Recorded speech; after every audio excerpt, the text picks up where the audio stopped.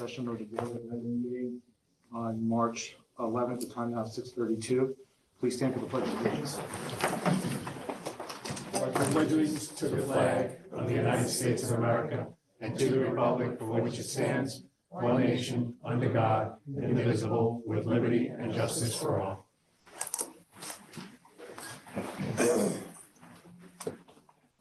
I'd like to make a motion that we enter into executive session for the purpose of discussing personnel matters. Do I have a second?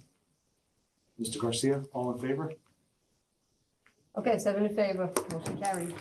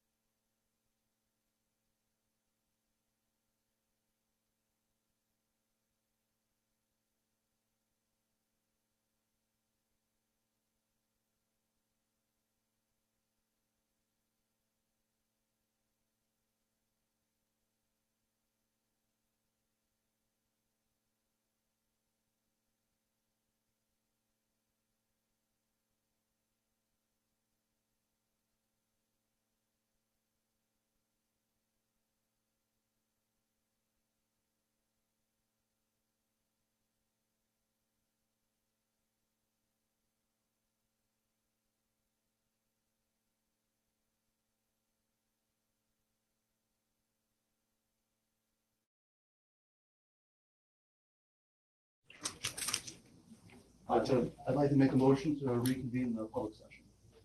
And someone to second. I'm over here. Mr. Paris, I saw. All right, that's fine. Everyone, please stand for the Pledge of Allegiance. Oh, did we vote? Sorry, all in favor? Aye. Aye. All right, now pledge allegiance. Pledge allegiance To the flag of the United States of America and to the republic for which it stands, one nation, under God, indivisible, with liberty and justice for all. Turn it over to Dr. Slater for superintendent's comments. Good evening, ladies and gentlemen. We got a packed house tonight for a very good reason. We have some amazing performers that are here. And I had spoken with Mr. Rotolo some time ago when I heard that we were going to be recognized some of the most amazing people tonight, people that work in our community tirelessly in all kinds of weather, our crossing guards. We will be recognizing tonight Ms. Margaret Avanzanto, Josephine Laspitalia, Ellen Morse, and also not with us tonight is Ms. Sharon Litz and Ingrid. And also, well, I'm not gonna, that'll be a surprise. Ms. Rotolo is gonna do that actually, recognition. Another amazing person that's with us tonight as well, who works countless hours with our students and has been a member of the Plainage community for, I can't tell you how long, and she joined here tonight by her husband. But I'm not gonna take that away from Ms. Rotolo at this time. What I would ask, if we could please, everybody to relocate to, I know there's not a lot of space out there tonight. Looks like more on the left-hand side. If the board would relocate, we're gonna see an amazing performance tonight in recognition, obviously, of our school crossing guards from Nassau County Police Department. Thank you so much for having us tonight. I would like to recognize my former teacher, current mentor. This is Ingrid DeMilo, who is sitting right over here.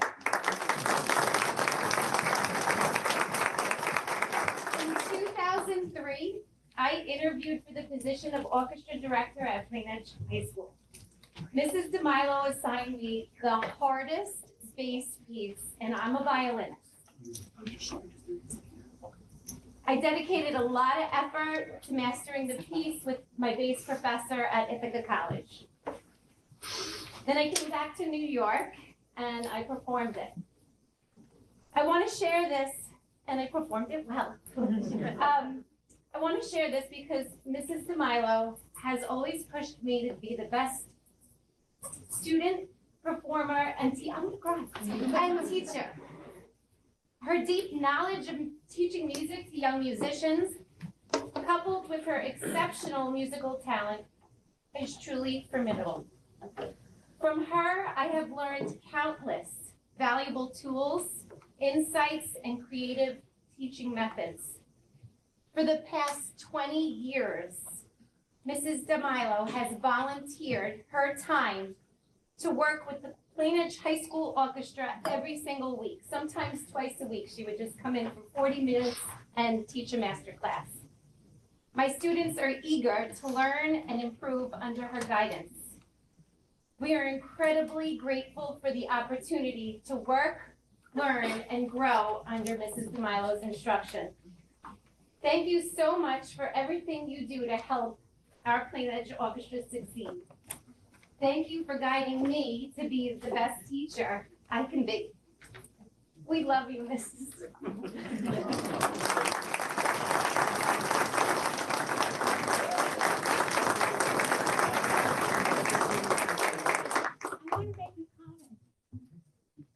Here is a young lady right out of college who is strong enough in her own character to allow a former teacher to come in. Not many young teachers would do that. They want to do it their way.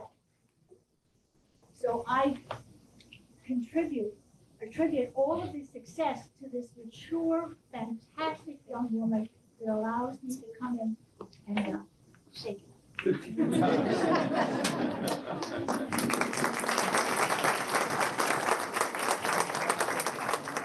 Board of Education and everyone here in Plainedge Public Schools, we'd like to give you this certificate of appreciation. Thank you for your countless years of service and dedication, obviously, which you can see has paid so many dividends forever. It's a lifetime gift. Thank you very much. Another thing, while we work together, we've gotten a NISMA gold every single year.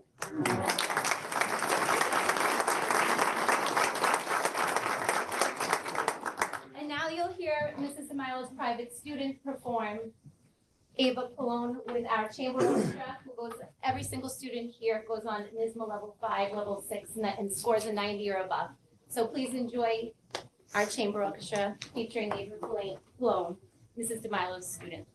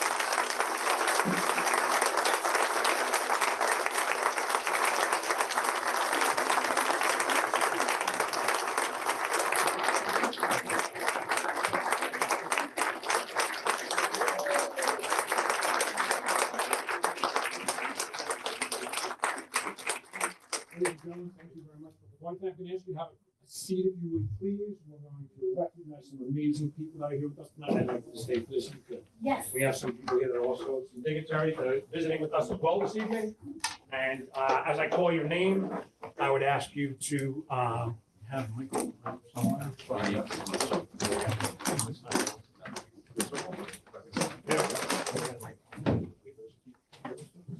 The board can return and I don't have seats, gentlemen. If you guys want, you can lay down.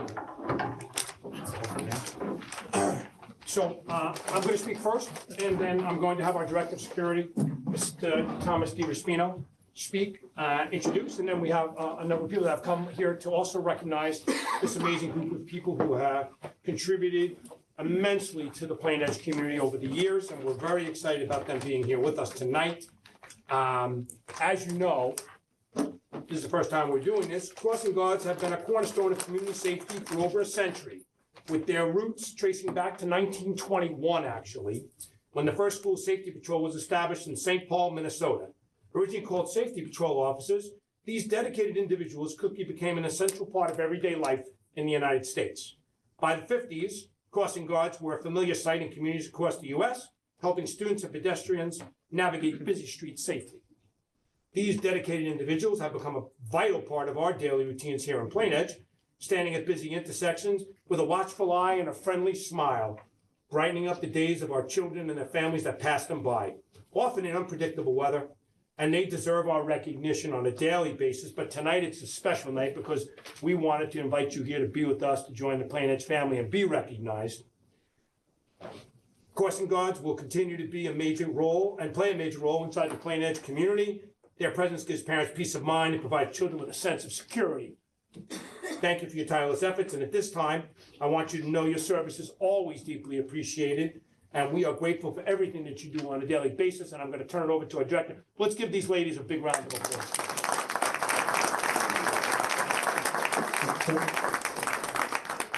Good evening, everyone. I'm going to use my little cheat sheet here. It's been a while since I've been public speaking.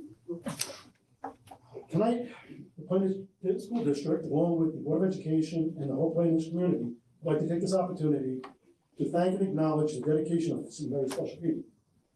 School crossing guards come rain or shine, ensuring our children reach their classroom safely. Their high visibility jackets or vests may not have capes, but these hardworking people are superheroes in their own right, and I believe that. They manage traffic and remind drivers of the presence of pedestrians. They are the eyes on the streets and set an example for our safe behavior and for our children and help them develop lifelong skills to cross the street safely at all times. They are out on their posts in inclement weather and unpredictable weather. Their impact is not just seen at the school crossing, but deeply felt in the community. They are the friendly faces, the familiar faces, as parents, but treating every child like as if it was their own, providing parents with a priceless sense of security. And as parents ourselves, let's be honest, who couldn't use that sense of calm in the morning when we get our kids ready for school? So tonight we honor 4 of our longtime crossing guards. 1 who could not make it tonight, Ms. Sharon Liz was not able to attend. We have Josephine Hospitalia. Josephine grew up in Bethpage and attended Plain Edge High School, marrying her high school sweetheart Phil, who also went to Plain Edge. They have 3 children, and the youngest child, Luke, is currently a teacher in Plain Edge. Plain Edge goes a long way. Josephine has been with the 8th precinct for 11 years and loves seeing those smiling faces every morning. Margaret Peggy Avanzaden is a lifelong Rhode Islander, born and raised in Massapequa Park. She's married to her husband Phil. She's worked for the town of Oyster Bay for 33 years. Not alone. And almost immediately started working in Nassau County in 2017 and has been fiercely dedicated to the safety of the children. Last but not least is Ellen Morse, who I see every morning every other morning at the middle school. She's also a lifelong resident of our area, born and raised in Massapequa. She's married to her husband Tom and have 3 children. Ellen has been a school crossing guard with the Nassau County Police Department for an incredible 20 years. Very protective of students and loves being a part of the Plain Edge community. These hardworking, amazing people not only deserve our recognition today, but every day. They are the unsung heroes who have dedicated themselves to the safety and safe passage of our children. Thank you for what you do.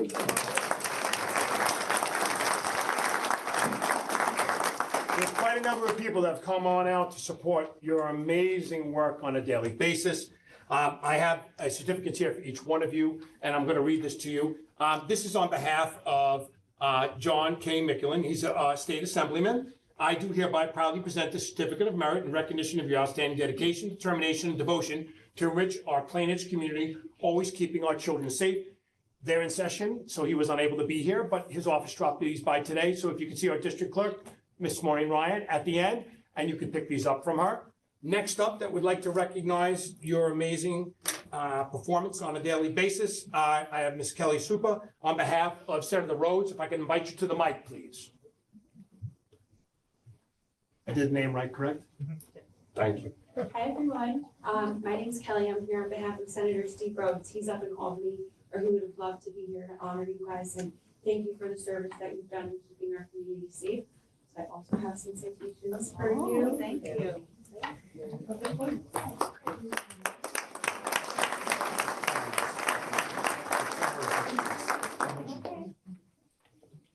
Next up, Legislator James Kennedy, on behalf of County Executive Bruce Blakeman, who's here with us this evening. Thank you for joining us. I appreciate your time this evening, and the floor is yours. Thank you.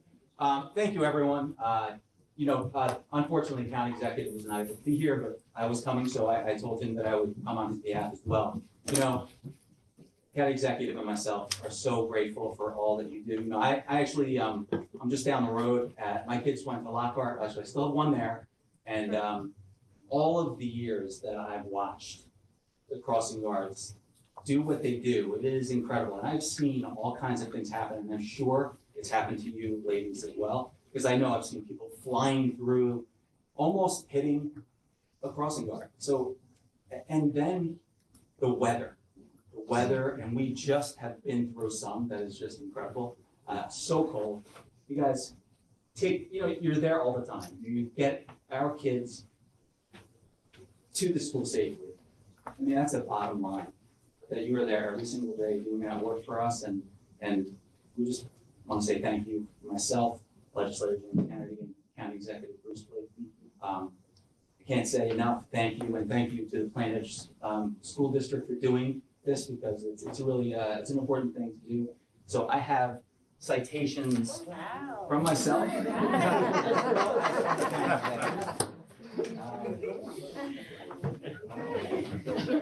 Legislator Kennedy, if you want, I can do that through the district clerk, if that she can help you distribute at the end, if that's okay. That's great. We're not gonna keep you here all night hostage. We're gonna take a break, and you'll get all of your certificates. Thank you for joining us this evening. That's beautiful. Thank you so much.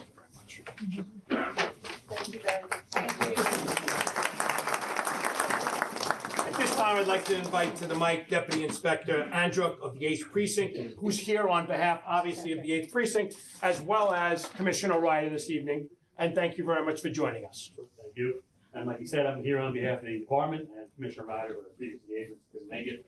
I spent the first 19 years of my career on nights, so I didn't get to work at the crossing guard much on daytime. But one time I was working an overtime shift on a day tour, and when one of you guys goes sick, we actually cover the crossing. Needless to say, after doing that, I never worked on a day tour. So that was it for me. You guys do incredible work. It's a lot harder than you think, and I just want to congratulate you all on your retirement. Thank you very much. Also joining us this evening from the town of Oyster Bay is Councilwoman Miss Vicki Walsh.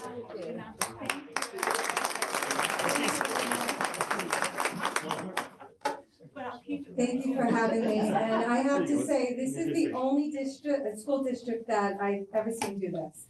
So I know We you're like to be unique first. and always the first with everything. And you're Thank gonna you. see next year, they're all gonna try to follow, but I saw this on the calendar and I knocked everybody down to be here because I too take my kids and drop my kids off at school every day. And I cringe when I watch the crossing guards and people, like James said, almost driving into you and all different types of weather. You stand out there. And I also watch you helping the kids with their jackets or their backpacks. So you are like the moms at school. And I am so proud to be here tonight, just to say thank you so much, and I hope you keep doing what you're doing, and if it weren't for you guys, you ladies, we would actually probably have to, sometimes in my district, we don't, have the crossing guards each day, and it's really scary. We have to get out of the car, and then, like Jane said, everybody's making U-turns, so you really do make a difference, and we appreciate all that you do. Supervisor Saladino and the entire town board wants to thank you for your service. Thank you. Thank you.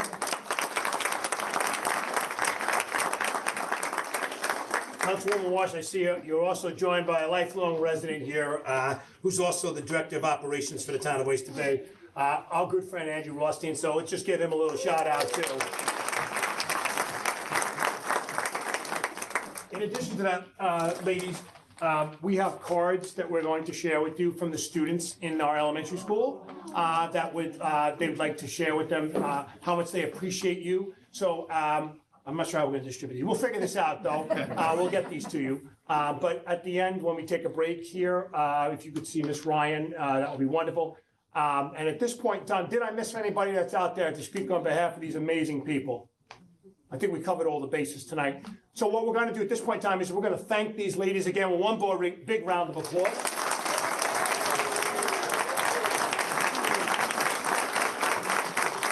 We're gonna ask, first of all, thank Ms. Rotolo and all of her amazing students. Big round of applause.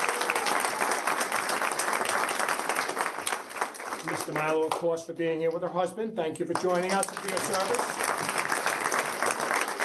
And we're gonna take a brief recess at this point in time. Everybody's welcome to stay. If you have homework and such like that, I don't expect you to be hanging around here with me tonight. Go home and do your work. Thank you, everyone. If you ladies could come forward, please. Thank you. We'll take a break, 5 to 10 minutes.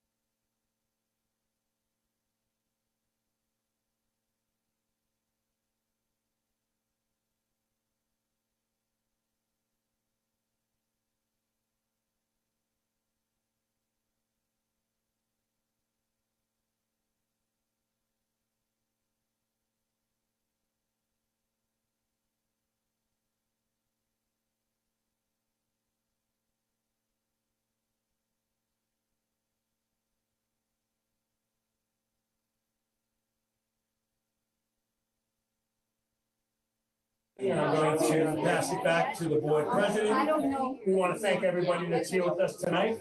The board reassembled, please. Thank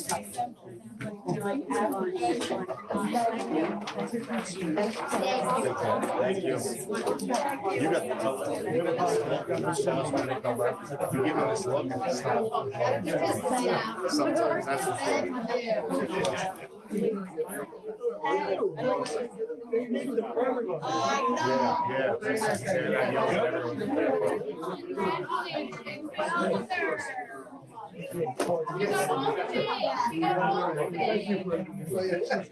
You got the right guy for this.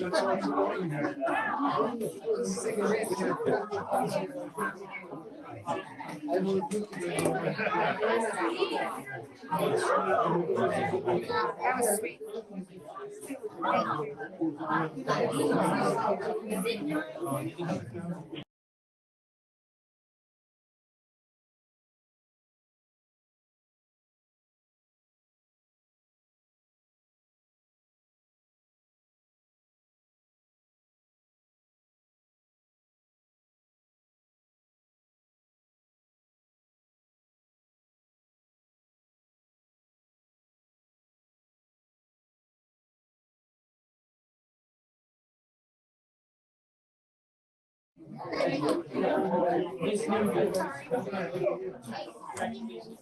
Go.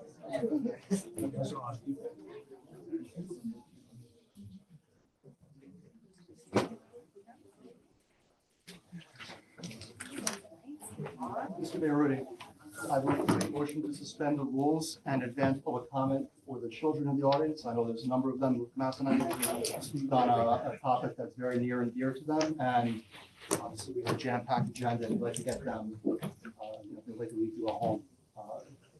Go to bed. Do I have a second? Mr. Garcia, all in favor?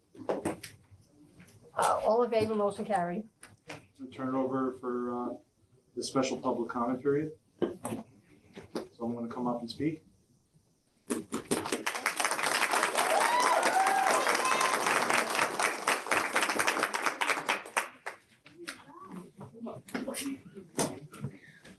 Good evening. Yep, hang on. Thanks. There you go. Thank you. Good evening. My name is Ryan Morrissey, and I have come here tonight to speak to you about the benefits of adding a cheerleading team at Greenwich Middle School. Cheer has so many benefits to young athletes. It is more than yelling, "Go fight, win," and supporting teams from the sidelines. In addition to the physical benefits of cheerleading, like strength, endurance, and overall physical fitness and health, competitive cheerleading teaches athletes about perseverance. You learn to push through your challenges to achieve your goals. Cheer teaches us about teamwork. You are only as strong as your weakest member. Cheerleaders work together to build pyramids, stunts, and routines, and push each other to be better athletes both on and off the mat. There is so much to be learned through cheer, such as leadership, dedication, time management, confidence, and discipline. These lessons can be applied to so many other aspects of our life, such as schoolwork, friendships, and other extracurricular activities. Adding a middle school cheerleading program in Plain Edge would help to develop athlete skills and better prepare us for being competitive at the JV and varsity levels. I'm standing here today to ask you, Dr. Selena, Mr. Beiruti, and Dad, and the rest of the central administration and school board to please consider adding a cheerleading program at Plain Edge Middle School.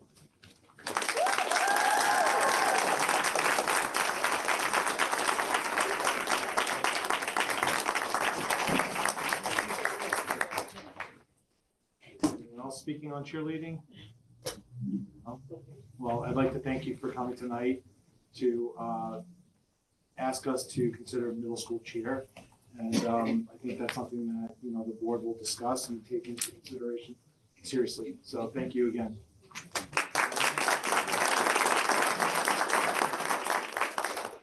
Clearly, we all know where I got my public speaking ability from. All right, well, thank you, everyone. It's gonna be a long meeting, so if you need to go home and do homework, please feel free to leave. Thank you, boys and girls. Yeah, thank you. Thank you, everyone.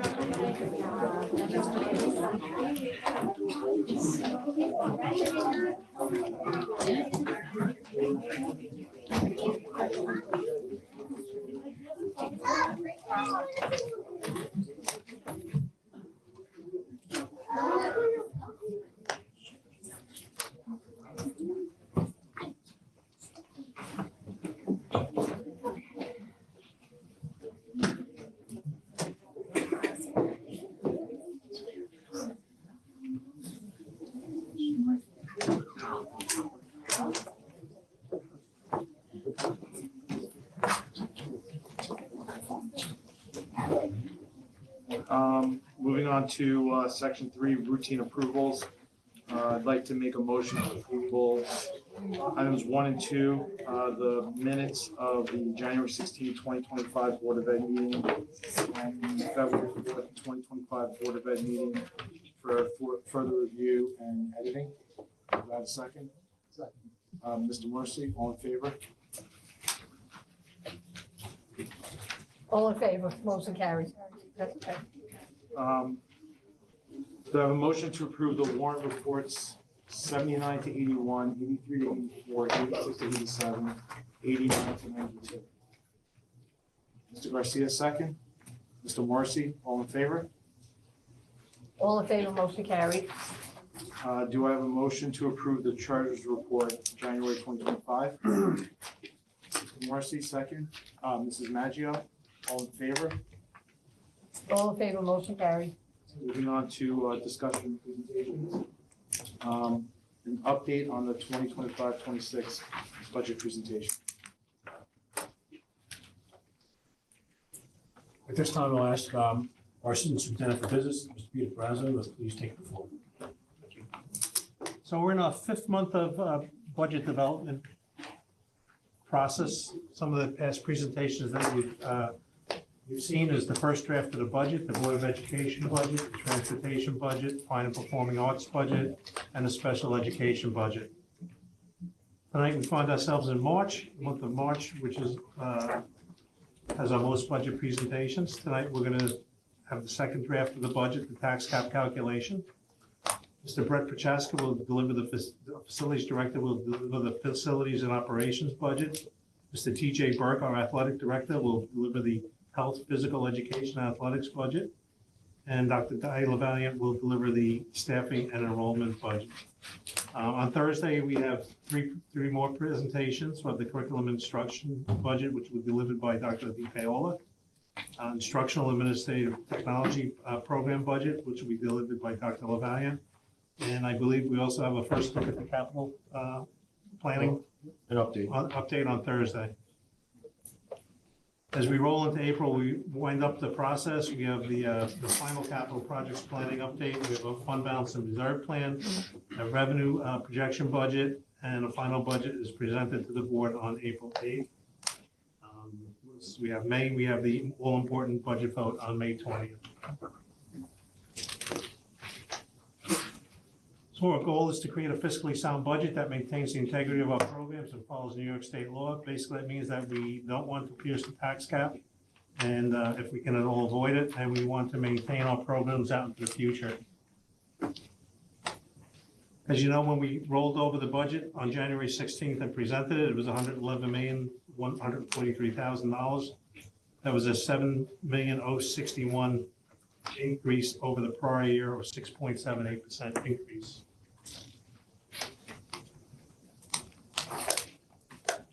We've pretty much met with all the budget builders in our district, I mean, the people who are responsible for various areas. We've gone through their budget, and we're happy to report that we managed to reduce the budget by $2,347,000. We're down to $108,796,000, down to a 4.53% increase. There's still some more decisions to be made in this budget as we go through it. Some of the highlights of the reductions: we reduced staffing for retirees and contingent positions that we pulled out of the budget. We have technology budget reductions for $253,000, and we have federal grants in the amount of $492,000. Any questions? So I actually have a quick question. So Sure. of that differential between the last year's budget and the revised number, it comes out to about 4.7 million, right? Yes. Or am I looking at it wrong? I did the calculation, so unless I Okay. keyed it in wrong, let's just go, let's go with that. So I looked at it and it's like I think based on the governor's run, it's like 1.2 million. So that means there's let's call it 3.5 million. Is that what we would be asking the taxpayers to fund that differential potentially? No. So can you just explain to me how? He's gonna do the tax cap I'll do the calculation. tax cap calculation. and Yeah, All explain right, so the let's question. go with that then. I have a question on this, just, Sure. I see a pretty sizable staff reduction for retirees and contingent positions. Did we offer any sort of incentive this year that's different? No, we Just don't not- offer There's incentives. there's a built-in incentive in the teacher's contract, which is great. It's where you're not, people aren't waiting for an incentive to happen, which was a great thing for both sides, and these people are scheduled. It's just to a go. natural. And if there are course. additional retirees, but we don't have anything in writing from them that we don't, not sure about, they may come about too, but right now, these are the ones we feel comfortable reducing the budget for, which works out well. Thank you. And retirements come and go in waves. I mean, They do some come and some go in years you waves. have 2 or 3, and some years you have a lot more. Thank you.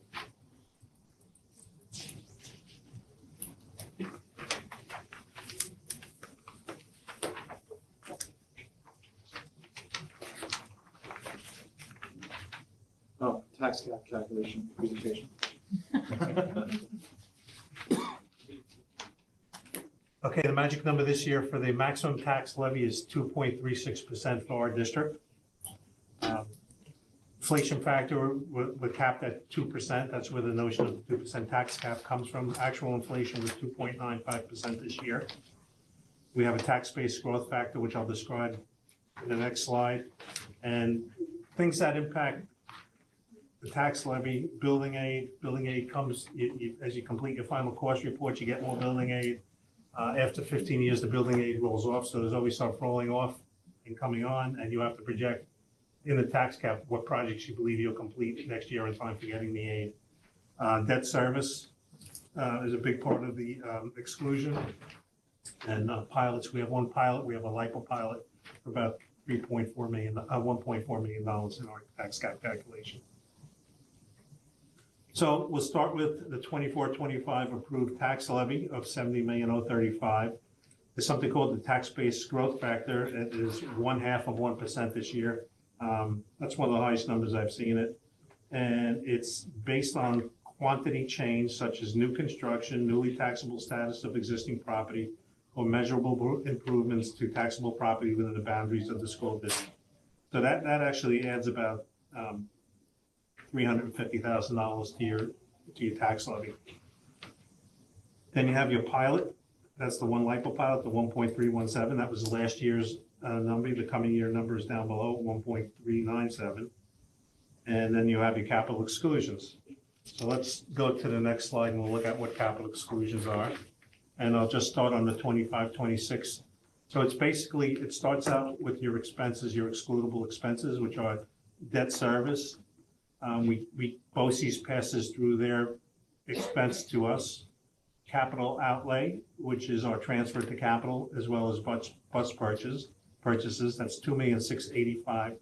From that, we have to subtract aid that we get in on these kinds of things. So your building aid comes out of that. That's $2,270,000, and then you have transportation aid of $203,000. So you take your capital expenditure less your building aid, transportation aid of $2,474,000, and your capital exclusion for this year is $210,000.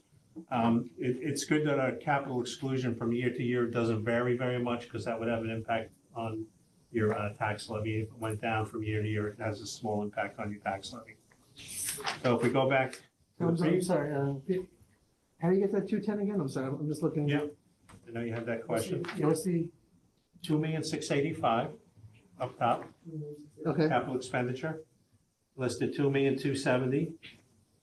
listed $203,000. Okay, there's two subtractions. Two here. subtractions. Okay, that makes sense.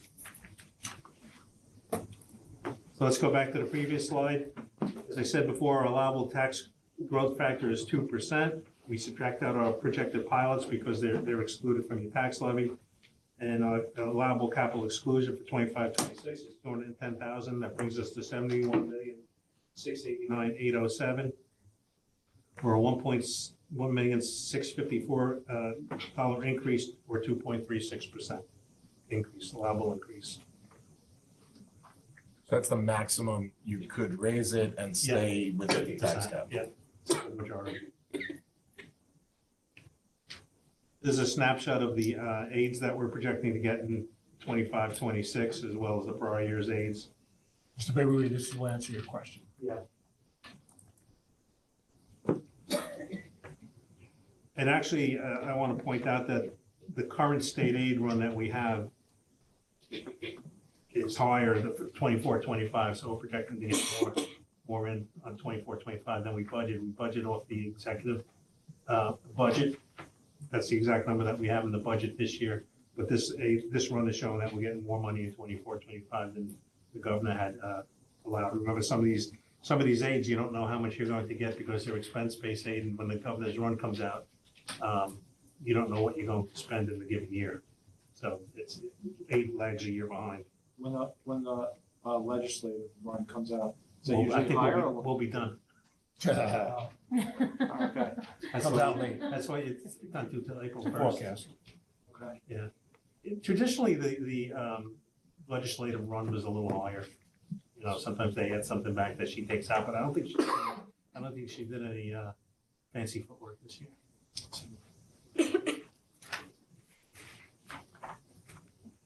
Just a couple of graphs.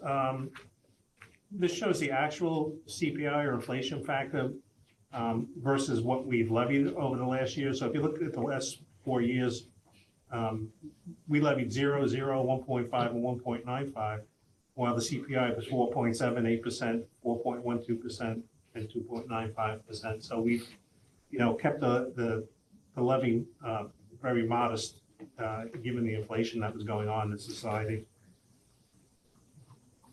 This shows the actual CPI again. So these are the same numbers: 4.78%, 4.12%, and 2.95%. Yet in our tax levy calculation, we're limited to the 2% in those last 4 years. Question. That's it. Questions from the board in relation to the tax cap? Thank you for putting it together. It's a very complicated formula. You have a question? Yes, all right. This on the building and building reorg incentive, so that was the most. Building aid. That's building aid, I guess. So I guess what was the reason for it to go up by 350? We finished the project finished. and we filed final cost reports. Okay. And that's when the aid starts, has to be 18 months out from the commissioner's approval for the project. And it rolls the money back for a period of 15 So you get the years. 15 years, you get the So you aid. take the number for the final project cost, so let's say the field's outside. Your We aid did, ratio. all right, so once we issue a final report, which gets handled by the business department, it goes to Albany, how many months after? Anywhere between 6 and 20. They basically let you know that we're starting to pay you back your aid. They take that number, they divide it by 15, and it creates a revenue stream back in, so you'll see that number fluctuate over the years, depending on how our capital projects complete. And that's how our aid ratio is as high as 60%, depending on what project it is and how it runs through the state. So that they take that, you'll get 60% back on every dollar spent, and it's over a 15-year period of time. And it continues to aggregate, obviously, as projects are completed. So it creates that aid or revenue stream back into the district. And that model uses the money that we previously had secured from the budget taxpayers inside of our community, and how we've done $100 million in projects over the last 15 years. Could that be the most, out of all these lines, would that be the most volatile line, I guess? If, let's say you. No, because it goes for 15 years. It's, We have a schedule of when it falls out, so we know what's coming. What's falling off and when it's falling off, yeah. Right, and then the pre-K went up by 70,000, is that just? Well, it depends on your enrollment, right, Mr. Piello? So I want to talk on that for a second. Yeah. And actually, I answered this question to a resident just today. So our per pupil expenditures calculated by New York State Education Department, which is posted on the website, is in excess of $26,000 a child. That's currently what we spend on our educational program here, using their formula, and I'm not sure exactly how they get that formula, but it is a frame of reference for all school districts in New York State, because that's how they calculate it for everybody. The state gives us $5,400 a child to run a program. So I just want to be clear about that. So and you need to use it to, or you don't gain benefit. They're not going to give you $5,400. And actually, Dr. DiPaolo just finished that report and submitted that report in the past month. They asked us in January to submit the final registration inside of that program. As you know, our pre-K program has continued to flourish, and there's 18 children. It's St. Joseph's program. It's an amazing opportunity. Per class, 18 children. Oh, 18 children per class, sorry about that. It started off originally in 4 sections. It moved to 6. It went to 9. We currently have housed 7. We believe that with the current lottery, the lottery is closed, so no one is eligible to apply for it at this point in time. Board will be making some decisions tonight and Thursday night. We'll be able to let those families know. We believe we're going to get most everybody in at this point in time. And we'll be similarly at the 9 sections. So that, I guess, that increased headcount is probably. No, they just tell you what they're gonna give you. That's your maximum. That's the maximum dollar figure you get. But if you don't. If I you enroll don't 10 kids, still I'd do- only get $54,000. Oh, that's, okay. Right. There's a number of aid numbers inside of our state aid runs that never get used. And what I mean by that is you have to use it to get it back. You have to spend it. You have to spend it to get it. So there are many districts that don't fulfill. They get this per capita fee specifically for pre-K, 50 to 100. Like Beth Page and neighboring, I think it ran one section. All right. Don't quote me on that, but I think that's what Dave said. Some districts do none, and some do all. It depends on what it is. But the $5,400, I use that for a frame of reference with the board because I want you to understand, that it's an amazing program that we have in place, and we're very, very thankful for Dr. DiPaolo bringing that program to us and having St. Joseph's work with our principals to run and organize that program. It's second to none. I put my daughters in it. Well, they're older now, but back in the day, I would have put them in a heartbeat. So, and I understand why people want in. It's a great program. The other thing too is, I don't know why they do it, but that's not part of the A fund. That's not part of your general fund. The pre-K money, it's part of the F fund, federal fund.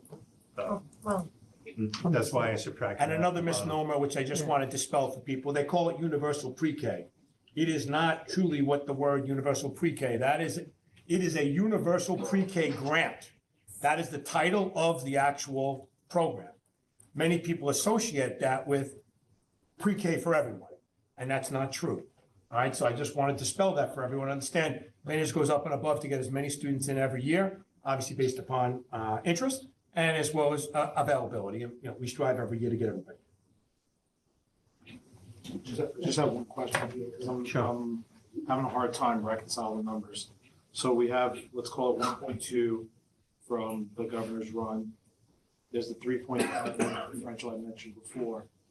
I think the tax calc showed a 2.7 million number. 1.6. I'm sorry. 1654. 1654. So where's the other? Where's the Remember, other you money? asked me before what that number in the revenue side was? The appropriation fund? Yeah, that's reserves and fund balance. Got it, okay. I couldn't get my head around it, but, okay, that makes sense now. 20 years later, I'm still getting my head around it. Trust me. We have the same I just want discussion to make every sure the budget. money's coming from somewhere. it's like Groundhog Day. Yeah, I'm sure I'll ask this question next year too, but all right, thank you. Does anyone else have questions or comments? Thank you. Thank you, Peter. Next up will be Dr. LaValliant. Taking a look at our staffing and enrollment recommendations for the 25-26 school year. Dr. LaValliant, the floor is yours. Thank you. Good evening, everybody. So this is the 25-26 projected staffing and enrollment. We look every year at each elementary school, our K-5 projections. So these are the projections of number of classes by grade level from K-5.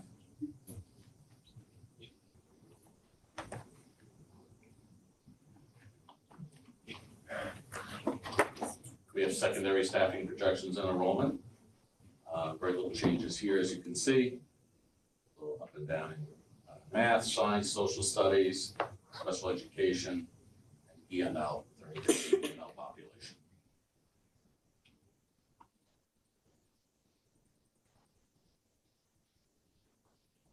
No, it's ICT, excuse me. This is ICT as projected with a full implementation of ICT at East Plain. That's in the current model pending board decision on ICT.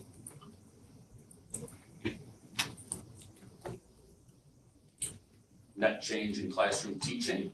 We have 4 elementary teachers and 2 teaching assistants. That's specifically driven by the new ICT proposed program at East Plain Schools. And then the secondary schools, we have some increases, again, ENL, spec ed, mostly some minor in math, I think in social studies. Budget does include some contingent positions because we don't know how enrollment will play out from this point or the point that the board adopts the budget through the opening of schools. So we do keep contingent positions in place and monitor staffing and enrollment regularly. And again, pending the decision on ICT, we'll adjust the budget accordingly once the board makes a decision on that program. Any questions? Yeah, Dr. Levine, yeah, just there's for high school science and for high school science, there's a -0.1, I guess. How is that? How does that make feeling? Good. So it's because of labs. So science courses at the secondary level, there's certain classes that have required labs, certain that have labs. So that's where your 0.1 comes from. For a regular class would be 0.2. Yeah, and part of also that we are moving some of our research classes. It's been a lot in the social sciences. We are also having research classes in the other sciences now as well. So in order to balance that, that is -0.1, but it's a lab. Sorry, Dr. DiPiolo, is that because of the readiness that's driving the social sciences, or? No, we've always had a strong research program here that has been in the social sciences, but now we are seeing a lot more students interested, especially, and you'll hear more about it when I present with the curriculum associates. But so you'll get a little preview. But with AP seminar that we started in the 10th grade, we're having a lot more students now show different interests in the different types of research. So we're looking to now meet the needs of the different between science and social science. So, and it gave us, because of some of the numbers, we were able to shift that into that department as well, and we still didn't go over it. It's actually Questions? Thank you very much. Thank you, Dr. Levine. Thank you.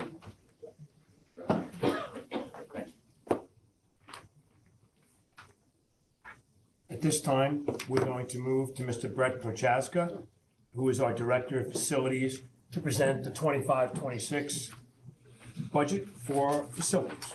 So The floor is yours. Mr. Gentlemen, thank you. This is the 25-26 budget for your consideration. So our daily mission, as we say with some of the other ones, we provide a safe, clean environment, conducive to educational community activities at the lowest possible cost. Some points of pride from the last year. We talked about it in the last board meeting, but the energy performance contracts, we basically are just about finished. There were a couple things finishing out when we met last. Those were what they call permission to operate at the high school for the solar, which we got. So the high school will be going on by the end of this month. We're finishing up the direct controls right now as we speak. We also finished the energy management system, the hot water heater over at the middle school. The automation, as I said, is kind of ongoing right now to finish out. We put serving lines in all the elementary schools.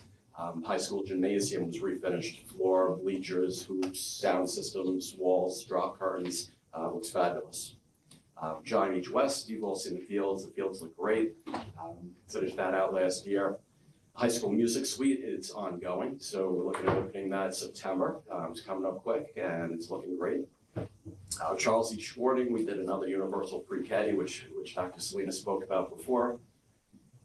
There's new flooring and, a whole bunch of areas, middle school guidance, high school break room, transportation, fitness offices. These are things we do just to keep up as we go, as we see areas that really just need, a kind of an upkeep. The floors are getting bad, the cracking, tiles are old.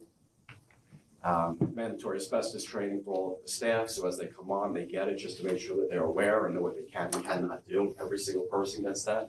And the completion of basically 2,400 and change school dues. So those are the tickets that teachers and other people put in saying, I need a box moved, or I need help with this, or to hang back. As always, I kind of show you guys a bunch of pictures. I'm not going to get into it too deep. This is the EPC, which you saw in the last presentation. So like I said, the solar will be complete at the end of this month. Windows are in, the lighting is in. The gym, as you can, looks great. It's kind of the flooring, gives you kind of a wide shot of everything that went in. Really just a fabulous project. John H. West, we just actually finished the backdrops there you see on all the netting at the back of the cages there. The signage is in, great facility. Is the food lines. This one, particular one right here is John H. West. And the music wing. So that was just a picture we took. We had cranes here lifting all the RTUs up onto the roof with steel. The structure on the right is the new space that we put in. It's about 40 by 40, so it'll be some additional space as we go forward. It's going to be an incredible facility. So historical perspective, 24-25, we were at 4 million to 24,270. In 25-26, we're projecting at 491,300. That's a change of $667,030, 15.79%. However, that's largely driven by $750,000 that's in the security line item with the consideration of possibly going to armed guards. Without that, we would have actually reduced the budget this year. Nearly a couple $100,000, correct? Yes. So as a percentage, we're 4.4% of the overall budget. And this is the breakdown. So as you can see, security went up quite a bit. It's that's $750,000. Utilities had dropped, and that's where you really would see the reduction. Other costs went up slightly. Am I correct in that utilities drop is associated with the energy projects that we've been? That would definitely be a large driver of that, yes. And those numbers, 40%, 32%, and 28%, is not the rate of increase, it's the percentage of distribution. So I thought about that when someone wrote about that, and I'm looking at it now, and I can see why a person might say, it's like, wow, it's gone up 40% or 32%. It's not that. That's the portion and the distribution of the blocks that we're looking at tonight. I just wanted to be clear about that. But as he shared, there would have actually been a drop of a couple $100,000 inside of this area of responsibility. Mr. Prochaska's done a great job at that, also combined with our energy performance contract and all the other things that we're doing at this point in time to try to bring this down. So highlighting capital projects. This is going forward, 25-26. We're doing some restroom upgrades to Charles A. Schwarting.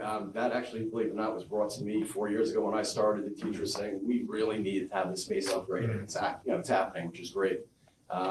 Multimedia center upgrades in the libraries. The high school music wing, again, opening up in September, which is going to be fabulous. Elementary school playground upgrades. Middle school athletic field will be done this summer. And the high school generator project, which just kicked off a couple weeks ago and really is underway. And you see the highlighted general project would be a Charles E. Schwarting OT-PT room that we're looking at possibly constructing. Be very similar to the one that's over at West that we did last year. I asked Mr. Prochaska to break this out further than the original slide that you originally viewed, just to show where the money was coming from, the funding itself. This is not a complete list of capital projects, obviously. There are projects that are in the pipe at this point in time that are going to be designed and sent to Albany over the next 6 to 12 months as well. That will be in the capital project, which I've shown you before and even at the first look. Yes. Can we just define OT-PT room? Occupational therapy, physical therapy room. Thank you. Yes. We built, as we continue to utilize spaces that are underutilized. Last year at John H. West, obviously looking for a space for this program to exist. We did do this in-house under Mr. Prochaska's guidance. And Bill, that will also be done actually at the next school because we still have those needs in all of these schools. And it's a great use of space, which is currently being used for storage. We have more than enough storage space in that area in the gymnasium. So did an incredible job. It's a great place to work. And OTPT are outside service providers that we contract with on an annual basis that work inside of our schools, that come under the auspices and guidance of our Director of Special Education. To kind of tie off on what Dr. Saliga said, our team is fabulous. John Kern and his team actually did most of the work in-house, very, very talented. So it saves us a lot of money. We took what used to be an old locker room, became storage with a bunch of junk, and it's now a usable, place within the district. I appreciate you breaking it out like this too. Makes it more clear for the public and for us. That's good. That's it. Quick question. Sure. Go. I have a question. You mentioned the UPK classroom upgrade at Schwarting as a project that had been completed. Was that a new classroom? Nope. Well, it was new last year. Last year. He means in this academic school year, the 24-25 school year. Now we're working on the OTPT room. How is that impacting the footprint at Schwarting? It's not. It's a storage closet right now. It's not a storage closet. It was back in the day, a long time ago. Kids used to have to change in order to participate in physical education inside of elementary, middle, and high school. That's no longer a requirement, according to our physical education program. It has become a storage closet, an oversized storage closet, stocked from the floor to the ceiling with stuff that's gonna move out. The old Right out of half classroom that the Yeah, it's not the full-size classroom. I want to be clear about that. Yeah, no, I just wanted to be sure you understood. Obviously, there needs to be abatement, there needs to be appropriate ventilation, and that'll be addressed, Mr. Prochaska and his team. 2,400 maintenance tickets, they're not really maintenance tickets. I mean, a lot of those are, like you said, move a box or something. Correct, yep. Is there, in the software we're using, is there any triggers in there to find patterns that, hey, these types of things keep coming up, the toilet in this bathroom keeps getting clogged, we gotta take a better look at it? Or is that on the staff to recognize those patterns? It's largely, I'll call it on me, as the person who looks at it and sees what's coming through to look at that and see it. I think we're gonna get a little better visibility in the new system we're looking to go to, Master Library, which will be very shortly.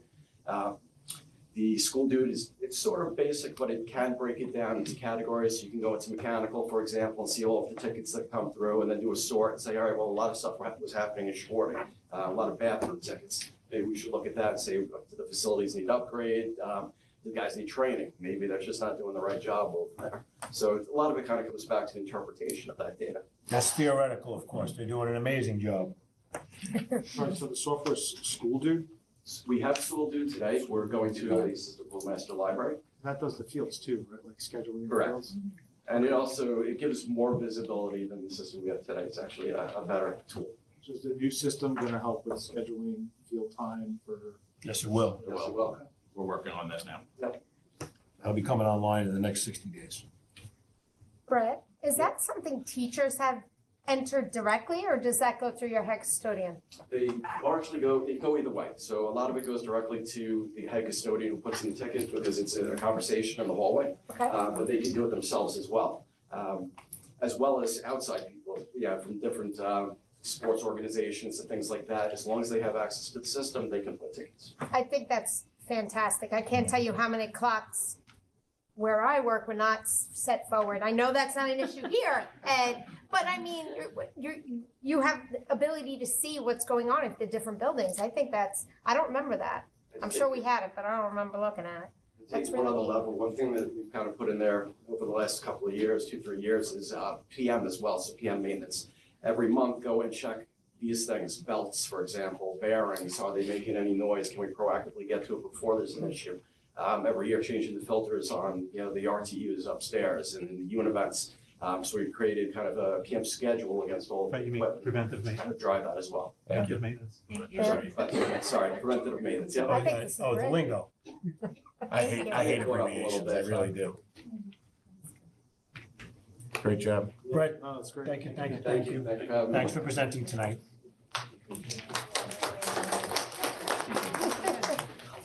Next up will be Mr. TJ Burke, Director of Health, Physical Education, Interscholastic Sports. And he is going to do our health, physical education, athletics presentation. Please. Welcome, TJ. Good evening, Central Administration, Board of Education. Thank you for having me. I gotta say, I'm under a little pressure after All these public things? speaking before, so. You should have gone after me. You Well, were It looking. was fantastic. It was great.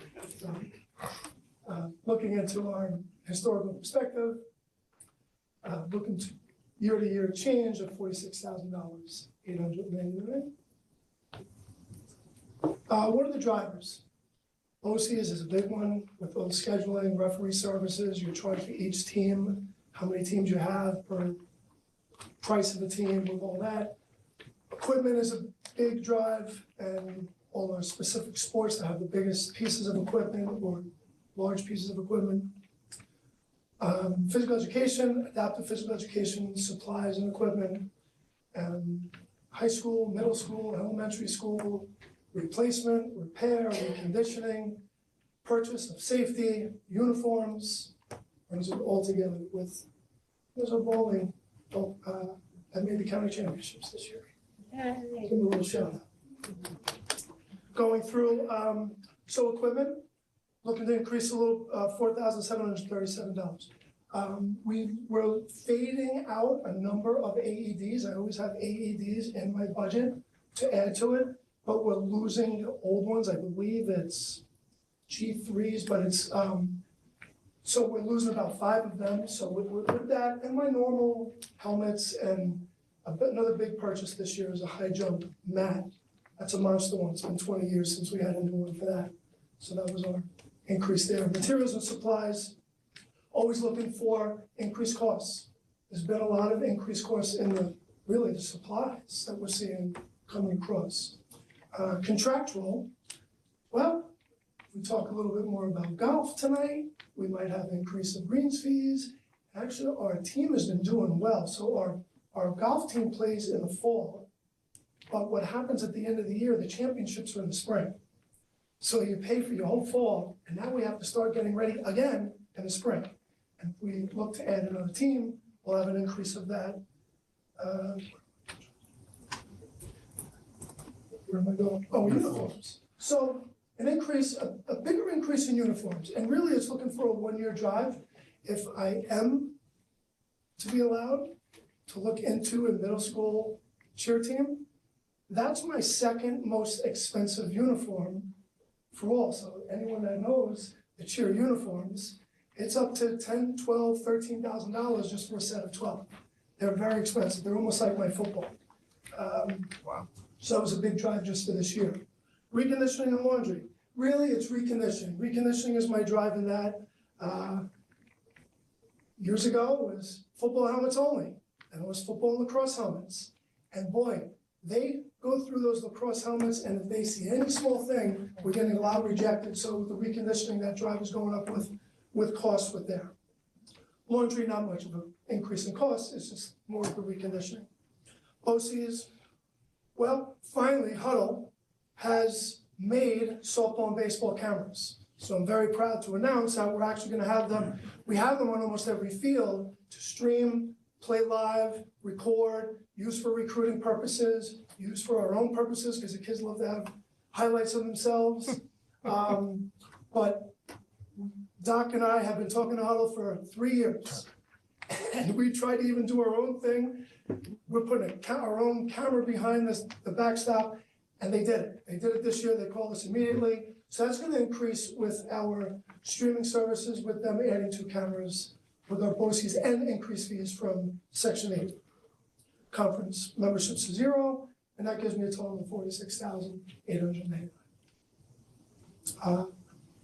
Health, increased knowledge of overall mental health, our physical, being positive, living healthy, physical education, essential skills and knowledge to live extremely healthy, and athletics.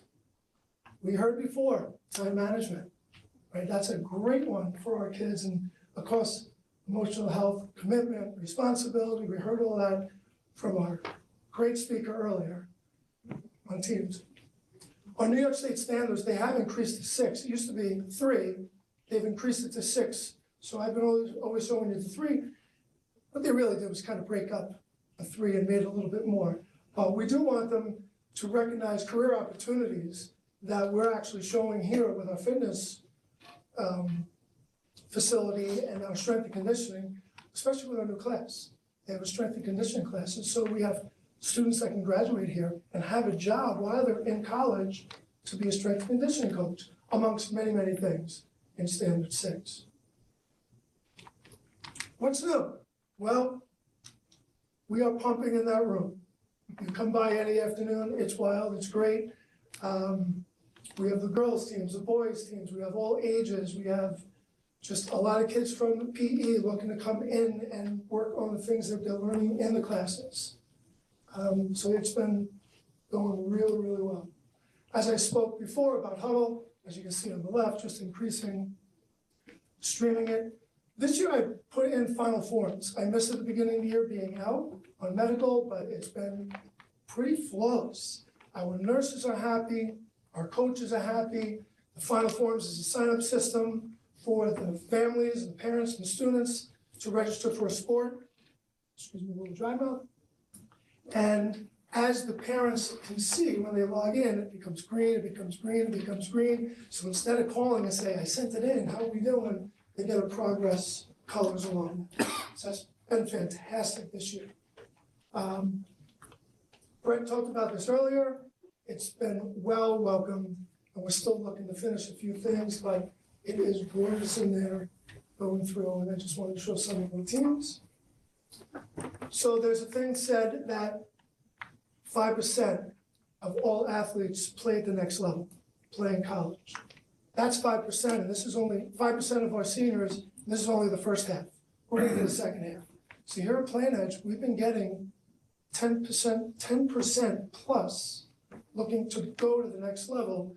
You know, sometimes it's the academics that gets them in a great school to play the sport, but you gotta be good at the sport also. But they're getting academic money, sport money. It's been going really well, and we love recognizing it. Our teams are always looking to be involved in community. I like to show that each year. Our kick line did a clothing drive. Take Pink is always a good one here. We love that one with the volleyball, and I'll continue to encourage our teams. Opportunity for what we have. So middle school first, just showing fall and winter this year. It's kind of spring from last year, as I don't have all those numbers in yet. Approximately 517 roster positions. And boy, at the bottom, you see, I'm looking to see if we can get into New York State, BOCES Section 8, and have a combination 7th and 8th grade cheerleading team. This is the result of the survey that was given to both middle school and high school, two different surveys, similar, of course. That was just completed actually at the high school last week and previously, I think 2 weeks ago at the middle school. Great job. And then as you pointed out, that would be the main budget driver for the uniforms. Obviously, Right. You have that So- 1 year outlay, from what you said. Really more for the just 1 year, right? I will note for the board at this point in time, depending on the decision that you make, there's one thing that's not included inside this budget, which is in the area of about $30,000, which is the mats that will be required in order to run the program there. That will appear in the next round of budget, but that will appear in the plus column. Because if we're gonna run the program and you authorize it, then I need that equipment. So I'm just putting it out there. And just 1 year outlay. Just a one shot. Yes. A one shot. They last for many years. Just putting it out there. I don't want there to be any surprises. Moving on to our high school numbers, as you can see, we have many more sports, but actually, BOCES doesn't offer as many sports. Middle schools, they do the high school, and so we get in here. We're unified, you can see it up on the right. And again, looking through our high school survey, we know we've been pushing the physical education class. With golf, we look to have more interest from the girls for golf. So we've only had the one team. And I'm asking for you to consider looking into a girls' varsity golf team. So our boys will be in the fall, but their championships in the spring. Girls would be in the spring, and their championships would be in the spring. I just want to also bring up, for a note for the board, one of the initiatives we took on about 5 years ago was, so in the old days, when children were looking to build their resume specifically for college, they would have to run around and get signatures from their coaches, clubs, et cetera. It is now integrated into their actual, it's like a resume or a curriculum vitae, I call it. So when you are registered for extracurricular club or for any athletic team, it is recorded, and that was designed. I see he's here tonight, Mr. Larkin back there. Don't be hiding on me. Mr. Larkin runs all of our data, has done an excellent job of designing a transcript that includes extracurricular as well as interscholastic sports. There's no secrets anymore. You can always look at that, the updated ones when they post them. And it actually keeps an actual official record of your participation in high school specifically for interscholastic sports, as well as all extracurricular activities that you participate in. And it was an enhancement that we made through the Power School system, but the custom design was done by Mr. Larkin. I saw him here tonight, and he put a lot of countless hours into that, so I wanted to recognize Mr. Larkin for his hard work on that. Thank you, Michael. Thanks. And moving on to points of Quick contact. question on the varsity. Do we run a survey also on that? Absolutely. Yes, we did. So there's significant interest for girls' golf. Golf has increased, yeah. Okay. I believe 3 years ago, we had 2 or 3. Yeah. And we've been incorporating it into our physical education program, and we saw the numbers increase. Listen, remember, teams need to have minimums to run. So when we advertise these opportunities, there needs to be enough people that are interested in doing them, or else they're not going to be held. My assumption is that we will have participation, but there are times, middle and high school, depending on the waves and cycle through kids that come through, that there are not enough kids, and then we go to the next option, which is potentially merging, et cetera. But we're constantly looking to increase our opportunities. These are 2 opportunities to test the waters. And it's something I think that we should go down. Golf is not an expensive sport because you have to supply your own clubs.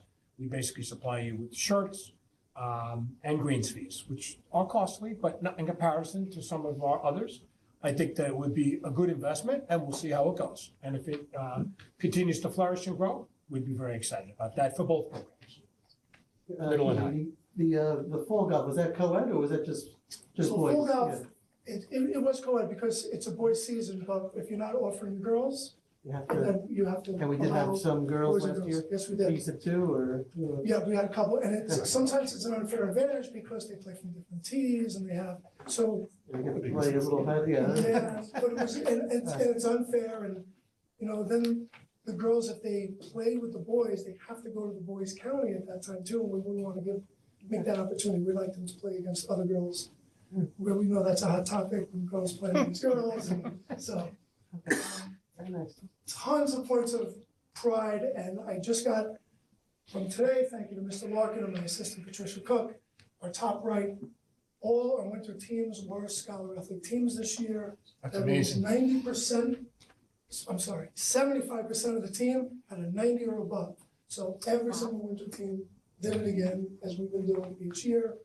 But we have many, many great things here on Plan Edge, and that's just our points of pride. That shows the dedication to both the academic program as well as their interscholastic sports programs. And these children also participate in extracurricular activities as well. There are many opportunities that we offer here, and our kids take advantage of all of them. And look at the performance level that you see here today, and they're recognized by the state, which is amazing. So keep up the great work.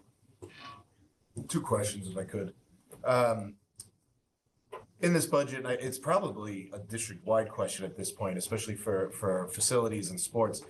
As you're looking at materials and supplies and equipment, are we looking to maybe push up our ordering on any of this?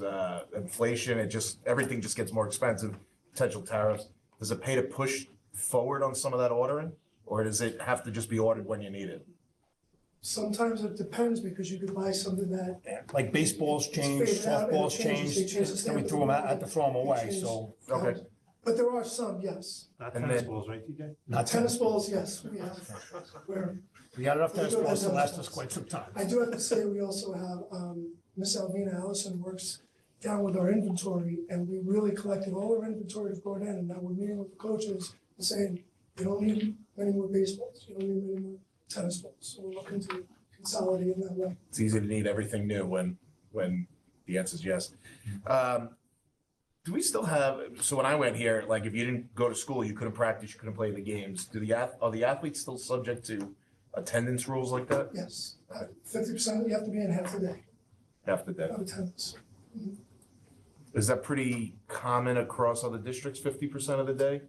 That means you missed 50% too.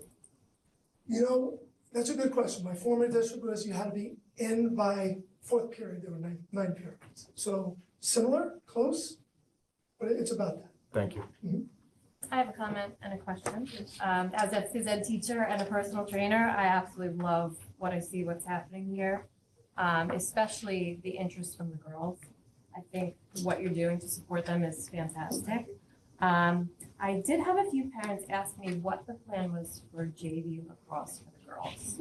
Good question. Well, I'd like to piggyback. Okay. Just generally, there's always been discussion about eighth graders playing up to varsity, and we don't allow it. I'm not really clear why. So That's like so we do allow it. It is, Oh, we do? I'm sorry, so I didn't know if that was like a It's board policy allowed. or. first of all, it is allowed. It's inside the board policy, first of all. So the board policy states clearly what we are and what we are not. Section 8 does permit it, but I'll ask Mr. Burke to speak on it. Obviously, those people are extraordinary. There's 4 years of opportunity once a child enters into high school to participate. The philosophy has always been taking opportunities from students that are in the high school, all right, is concerning. All right, my child comes to the high school, wants to participate by taking children that will have the opportunity to participate for 4 years. And then there's the flip side of that. You know what I mean? But those are extraordinary individuals, escapees of the system. There should only be onesie twosies you count on one hand. They need to be recommended by their coach. It's not a parent request. It's not, I want my kid to do this. So I want to be clear about that. All right. Coaches usually come, they have a discussion with the athletic director. The athletic director does an observation to see if this child has. There is also the other component, which is the mental development. The people at the building, specifically the middle school, are consulted, guidance counselor, the area responsible assistant principal or dean, behavior is also considered. And then ultimately, a parent conversation happens that, you know, they're going to be offered the opportunity. We do have people believe that if they yell out enough, they can actually step up and that will do it. It doesn't work that way. It's got to be motivated by the coaches. The coaches have been doing this for years. We have an amazing group of professionals that work as our coaches here. We want them to recommend what's appropriate, and it has to be both developmentally and socially. All right, so they have to be mature enough to handle it and understand that also, and I can speak from firsthand knowledge, my daughter Alexa Jade, who's now 29, 6 foot tall, was recruited in 7th grade to play varsity basketball, and it was in Jericho. We didn't have a really great team, and the reality was they wanted the height. All right.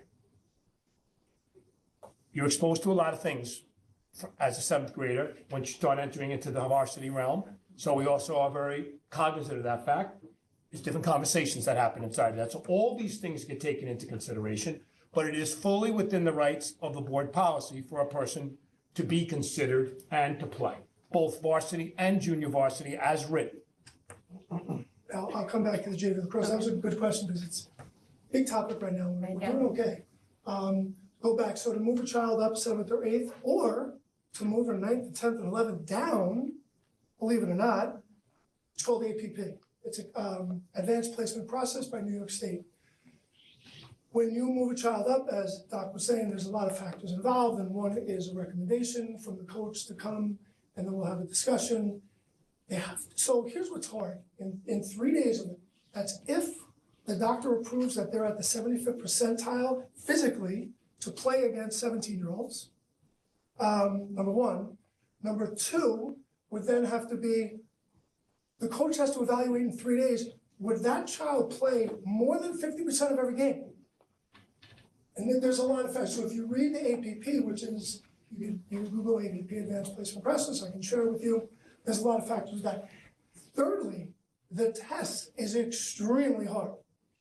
If I tested the 9th graders now, I'm not a gambling man, but I would bet less than 50% would pass the test.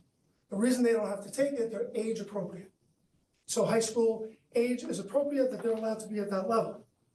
Middle schooler is not age appropriate, so they would have to pass the test after the doctor said they're the 75th percentile of the children they're going to compete against.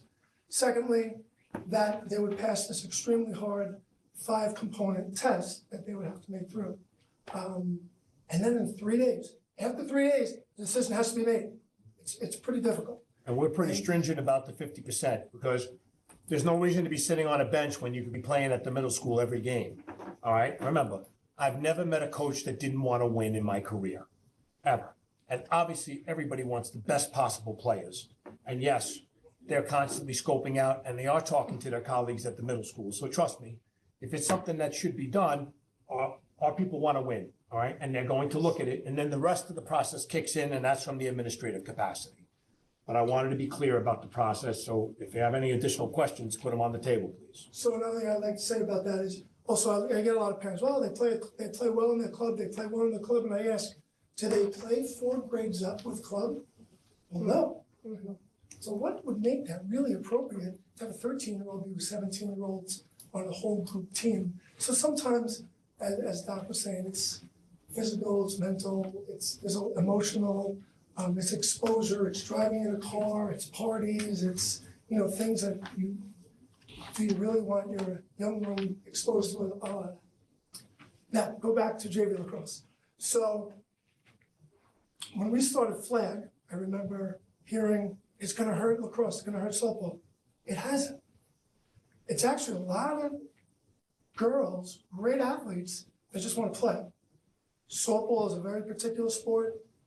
Lacrosse is a very particular sport. The numbers were low a number of years ago in middle school, and we were so worried when it was coming up, we didn't have JV for 2 years. So I advertised for a JV coach this year. We're very close. Oh, good. Yeah, we're super, super close. We're about at the numbers. My coach is awesome. She's been reaching out, she's been getting around to the schools and the kids, holding clinics. We are so close. We were actually talking today. Okay, And she's is there a excited. contingency plan? There are certain cases where some children are practicing right now with varsity. Would they fall under a different category of those athletes that we were just discussing? Would they then, if there's no JV, would they be entitled then, on your discretion, to go Good with the question. varsity? So the question is, if we don't have a JV and it's varsity only, And if they're doing would we open consider gym that? now with So I'm gonna say this. There's a lot of schools, actually I don't wanna say a lot, there's a number of schools that move children up to fill a team. I won't do that. Okay.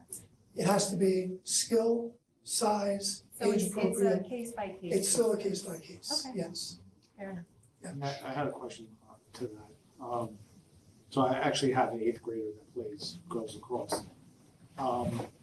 The concern I have is the 7th grade thing. Like, we wouldn't create a JV varsity team that pulls 8th graders up and maybe now 7th grade girls don't have a lacrosse team. Like, the goal should be to have as many, so if my daughter who could play JV has to play 8th grade, it's a bullet on my, I'm willing to bite, because then the 7th grade girls also have the opportunity to play. So, like, I just want to also be cognizant of the good of all, to a certain extent, like, and if there is 1 or 2 that really should move up, then I guess that could be considered, but, we really want to get as many girls out there to play, however that makeup is. And so, I don't know what the calculation is from, but that, just from my own point I will of view, tell not you- speaking for anyone else, that would be my mindset. Historically, at one point in time, and obviously this was education, professional development of our coaches, the system was running amok, it appeared. That they were looking to bring up a lot of people from the middle school. We stopped that. We basically educated them about the process and what the requirements are for this. We also don't want to decimate teams in different schools. We want to provide age-appropriate opportunities based upon skill and whatever is psychologically appropriate, maturity-wise. So we will continue to do that, and it's on a case-by-case basis for all. We want we want to fill every single spot we have. The other thing is that we don't want to merge teams together where we have students that are just put on a team because they didn't have enough to form the other team, and now they sit on the bench the whole entire season, and now they're really upset, and they are dissuaded from wanting to continue to become excellent in that sport. So that's something that we constantly battle whenever we have these low numbers of enrollment. So that's up to Mr. Burke and his coaches in order to drive, and we thank him for his hard work with that. But it is definitely a priority and something that needs to be given careful attention always. Fingers crossed. Yeah. We're right there. Thank you, Mr. Burke. Mr. Burke, that's your water bottle right there. I got you. No, I didn't.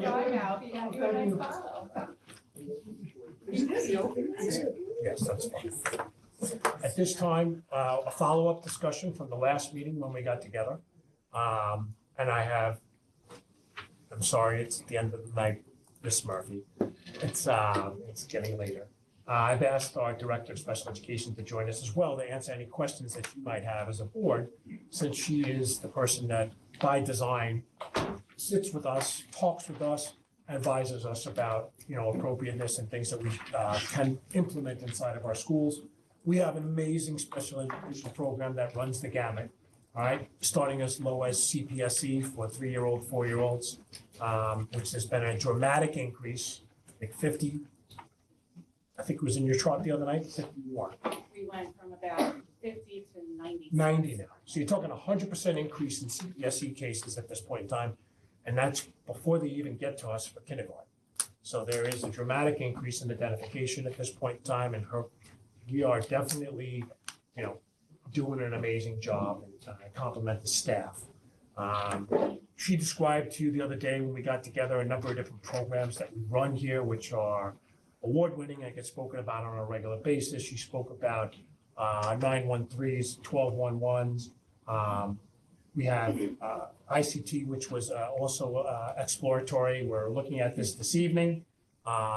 And the specific topic tonight is I need direction from the board after a discussion to make a determination for a number of different things because they're all connected together, including pre-kindergarten decisions, locations, et cetera.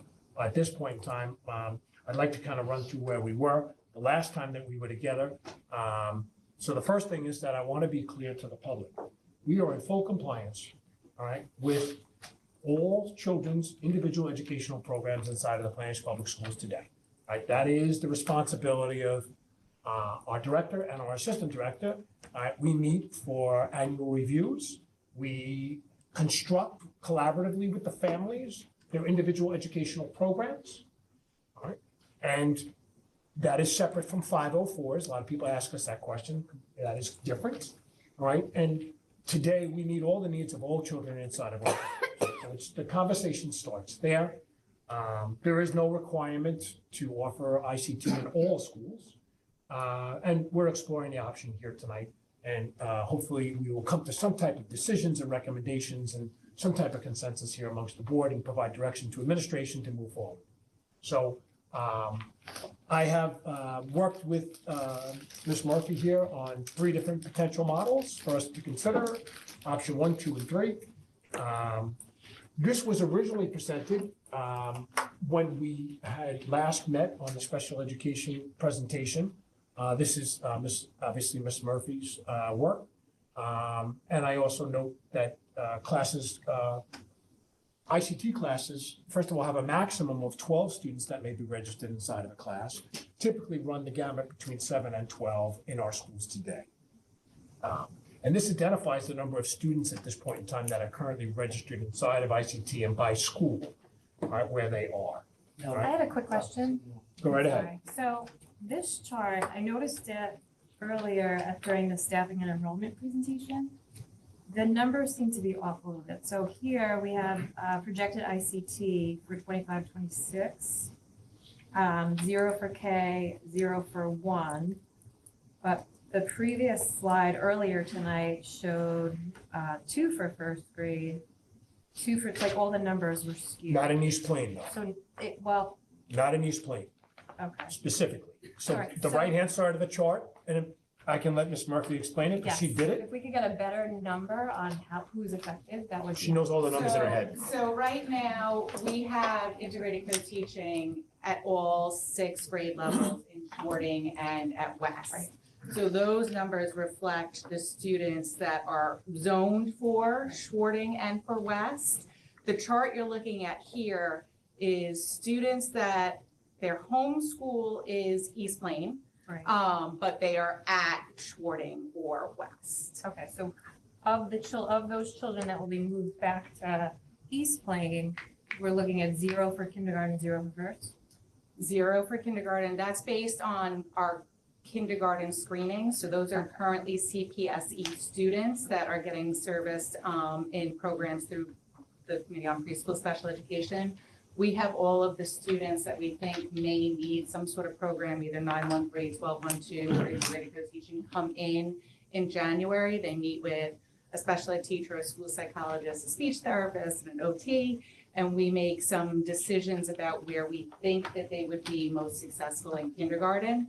So as of right now, we don't think any students that are zoned for kindergarten at East Plain would need integrated co-teaching. And only 1 second grader.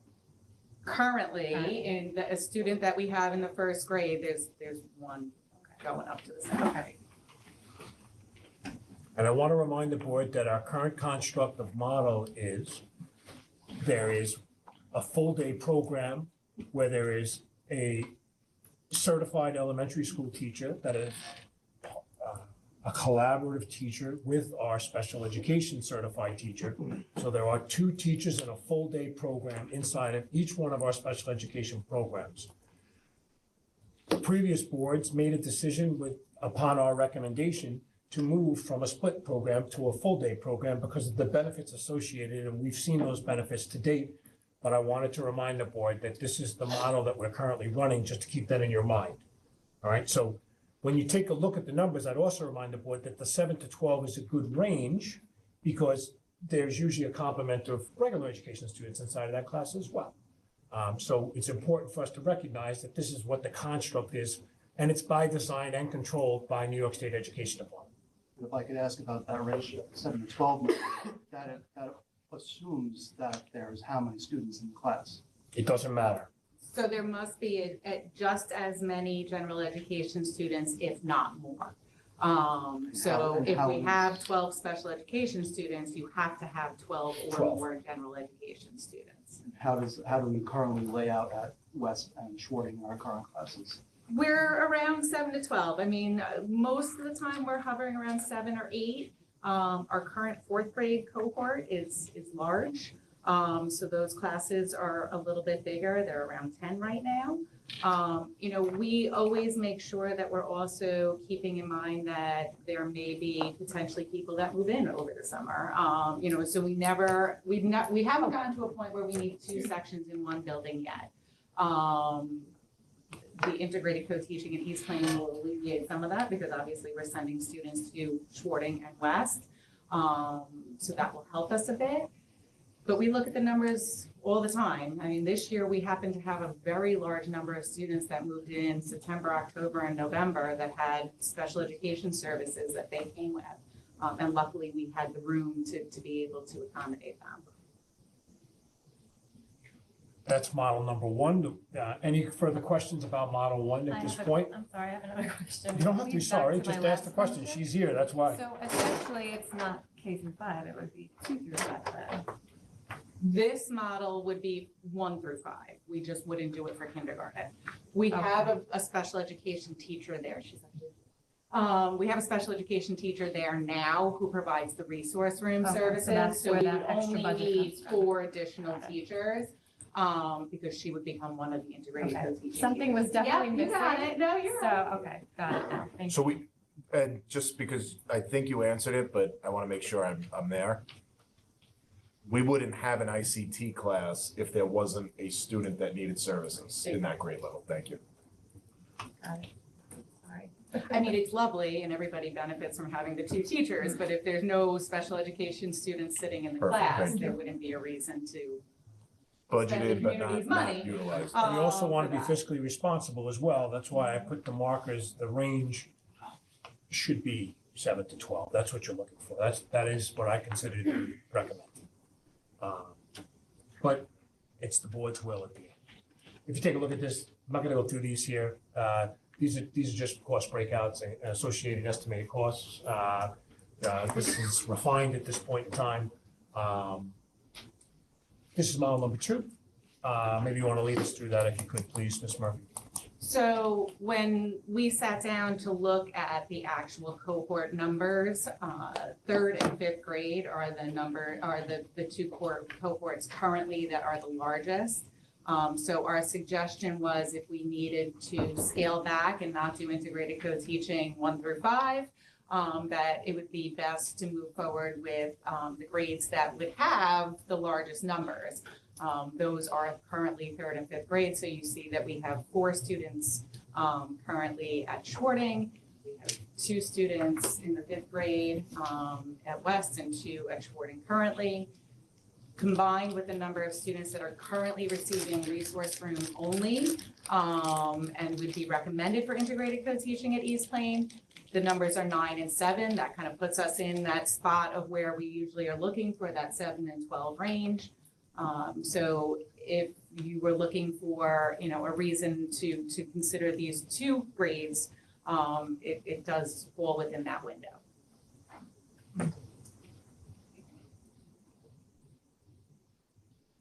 Just model number 3, the floor is yours. 3rd, 4th, and 5th grade. Sorry, can we just jump back real quick just to highlight the cost? 334 versus 867. 867. And the really board- that was just, we looked at my original budget recommendations and divided it up and went from there. There are some minor changes in the sense of like, with the professional development, instead of contracting directly with Consulting Minds that makes a difference, we would use BOCES to do the training. They actually do offer, a lot of those professional developments through that agency, through BOCES, so we would be able to utilize them. So some of those costs come down, obviously, if I'm only outfitting 2 classrooms versus 5 classrooms, the cost comes down.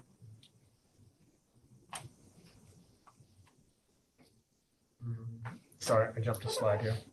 And then 3rd, 4th, and 5th grade. So, the one benefit of this plan is obviously if we have students that are currently going to receive integrated co-teaching in the 3rd grade, they are going to move forward to the 4th grade, and the majority of them are probably going to continue to need it. My special education teachers are amazing, but we usually need a couple of years to close some of those gaps. So, this would have the upper grades having integrated co-teaching. Again, if we went with the 3rd and 5th model, we would probably just roll that teacher up with that current cohort.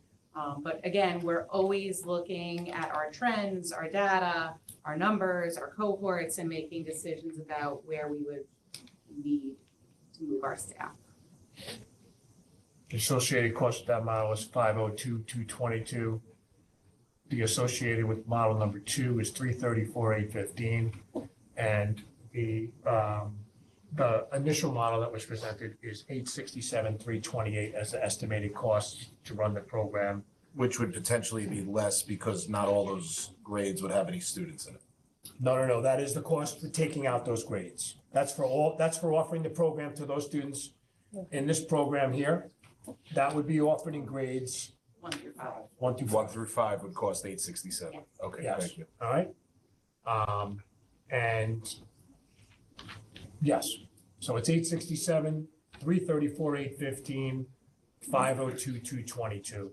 So what I would ask the board is to have a discussion or to come to some type of agreement about what they would direct the administration to do.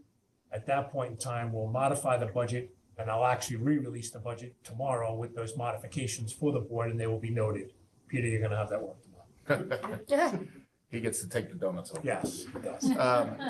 So I'll give it back to the board at this time. I guess my big question, obviously, ICT, much of the decision around there is socialization for both the general education and the special education students who are in the classroom. My experience, typically this is not how I've seen programs phased in. If we go to 3 to 5 or the 3, 4, 5, typically you phase it in, K1, build on that. Keeping the social aspect of this in mind, asking 5th graders next year to come back from West or Schwarting to East Plain and graduate, not necessarily graduate with their friends. Let me be clear before I finish, is that I think this is something we have to do. If, this is what's right for students to have ICT at East Plain, I think that your numbers, you're looking at CPSC, that this is something we're gonna have to confront, whether we confront it now, or we confront it within the next few years. But if you could address, has there been any sort of outreach, feedback loop about these older elementary, upper elementary students coming to East Plain? Ms. Murphy is the ultimate professional, so she will now inform you of what she's done. So I will tell you, some family members here. So we have had a number of family members who have reached out to us, which is part of what made us decide to, show all of you these options. So we do have some families that are very eager to have their students return. We have some that are unsure. We've really been waiting for guidance. We've delayed all of their CSE meetings at this point until we know, what we're able to do, because I don't want to promise somebody something and then have it not be. Our families are amazing. A lot of the East Plain families are East Plain families, and they really would like their children to return.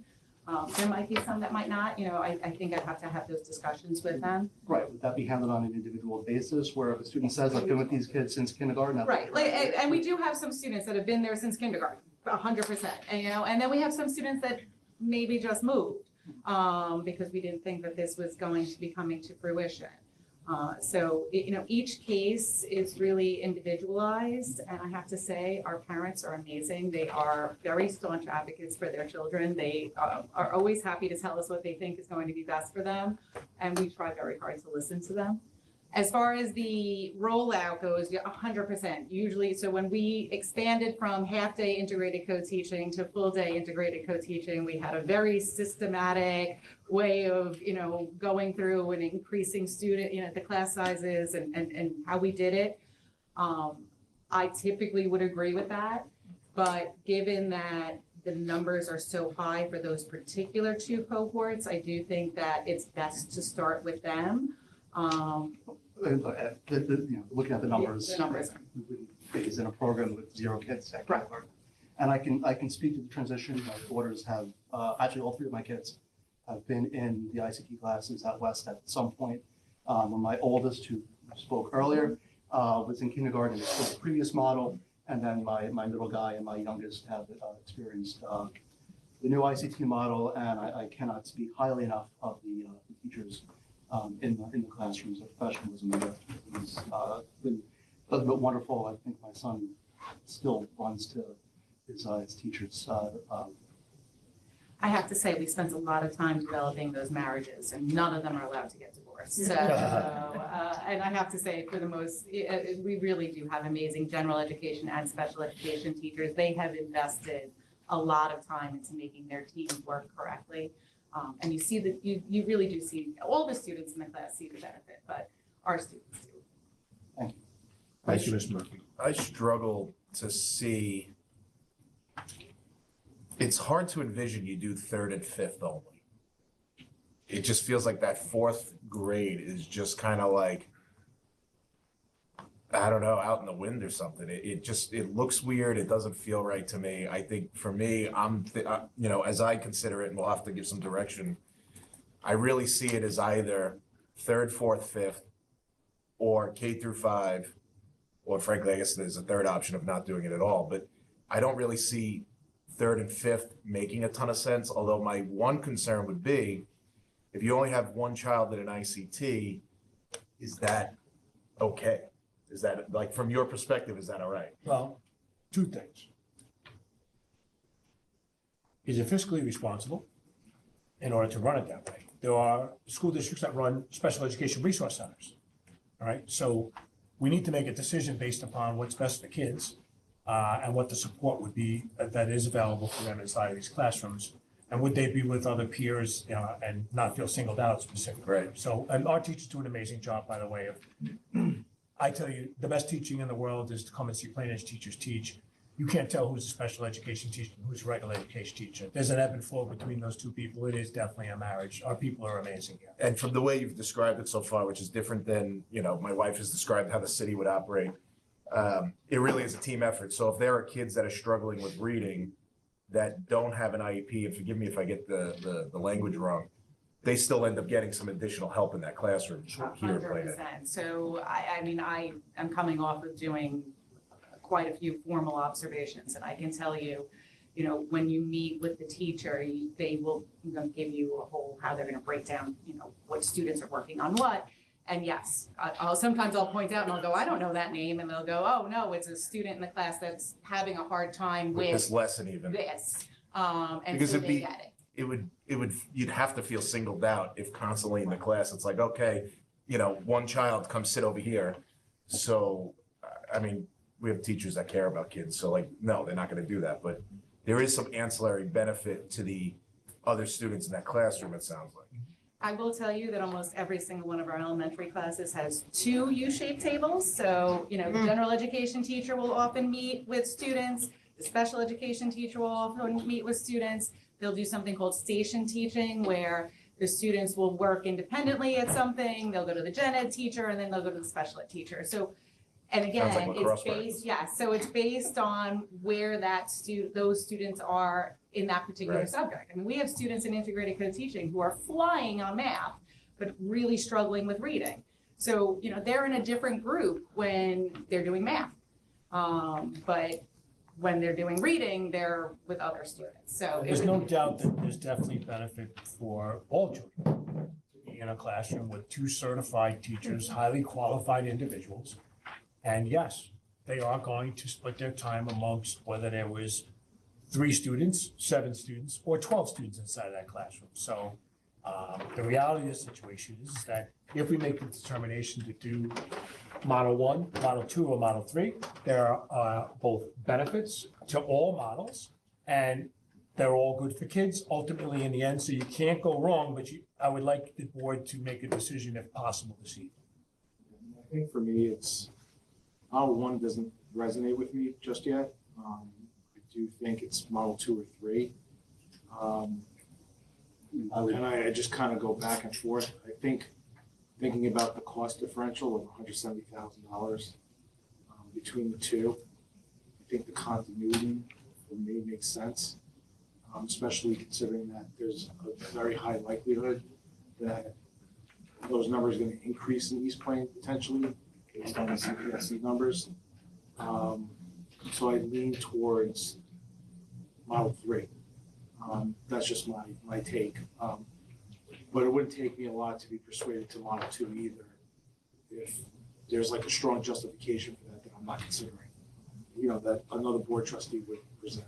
I mean, I agree with what you and Mr. Garcia said about, you know, the difference between Model 2 and Model 3 in 4th grade. And I think if we're going to look at the social aspect as being a critical part of this, then Model 3 is the one that makes the most sense if we're looking at everything. The fiscal responsibility, although I think at a certain point when you look at what's best for kids, that portion, yes, is important, but we're fortunately in a position through the good management of the central administration over the years, through the wonderful work by the teachers, by the principals, by Ms. Murphy and Ms. Duffy.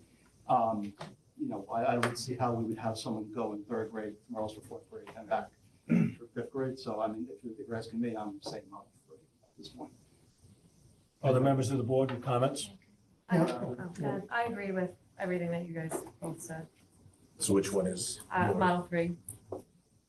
Yeah, so I'm very happy that we've even brought up this conversation and we're bringing these kids back to their neighborhood school, which is great. I think it's a wonderful thing.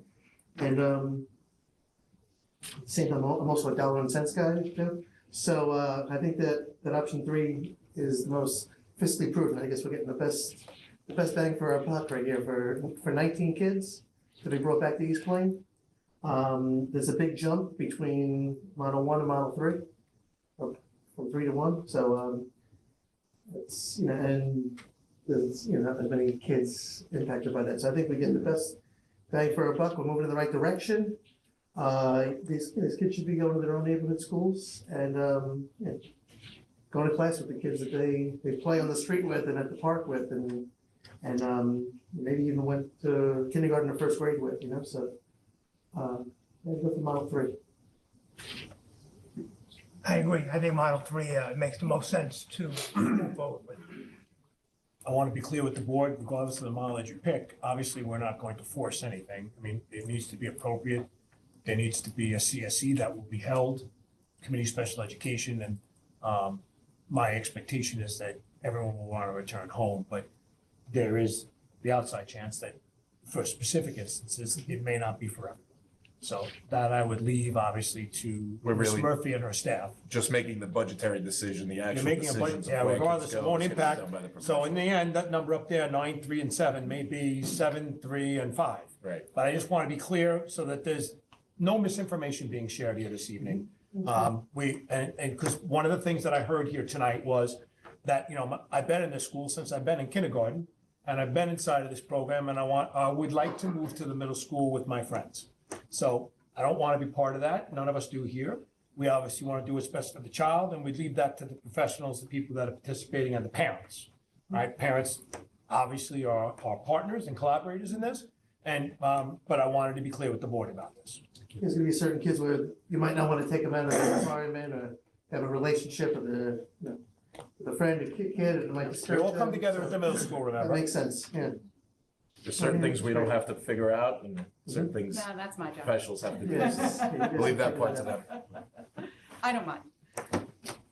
Thank you. If there's no further questions from the board, Bridget, I I'm just. sorry. Yeah. My well, apologies. The teacher in me doesn't like leaving those few students still at, not bringing them home. So with that being said, the teacher in me can't do that. I am so happy to hear though, Bridget, that we will leave them if they want to, especially, you know, some of the fifth graders and any child who just feels like they found their little core at John H. West or Schwarting. I'm happy that we will highly take how they feel into account. And thank As you. a teacher, I'm sure you know, it's part of looking at the entire child when we're trying to develop a plan for them. And for that teacher in me, that special educator in me, and that I would want to bring them all back. So if we're gonna do it, I'd prefer to bring them all back. So that's where I am. Thank you. So my recommendation at this point in time for the board is to basically vote on the three options. And obviously you can abstain from if you have a different choice. I think that's one of the ways to do it. Yeah, if the board's comfortable doing it in this manner. Are we making a motion or just a? Well, someone's got to make a motion, obviously, but there's going to be three motions, option 1, option 2, option 3. And then people can vote individually on them. And you can abstain, obviously, if you have a different model than one. I really need three motions since we're expressing consensus. Can we just run down the line of the table and indicate and Mr. You can. Bennett, Yeah, you don't need to, That's fine. it's not a voting situation, it could be consensus also. So I'll start a model 3. Model 3. Model 3. Abstain. Model 3. Model 3. Okay, so 6 for Model 3 and 1 abstention. So the consensus has been drawn at this point in time. Mr. Peraza will reformulate the budget tomorrow, and he will redeliver the budget back. And we'll also by tonight be able to deliver back to the board. I know it'll be short turnaround for you to see. You will highlight the change sheet, so you will see the modifications and any other things that are associated with that are connected to it. Thank you all very much. Thank you, Ms. Murphy, for coming tonight, serving with us.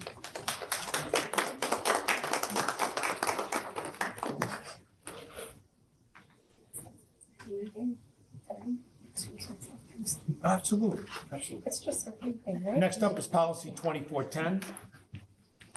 I know the policy committee has started their work, working with counsel from Ingham and Smith. At this point in time, I'll read it. Can I read it?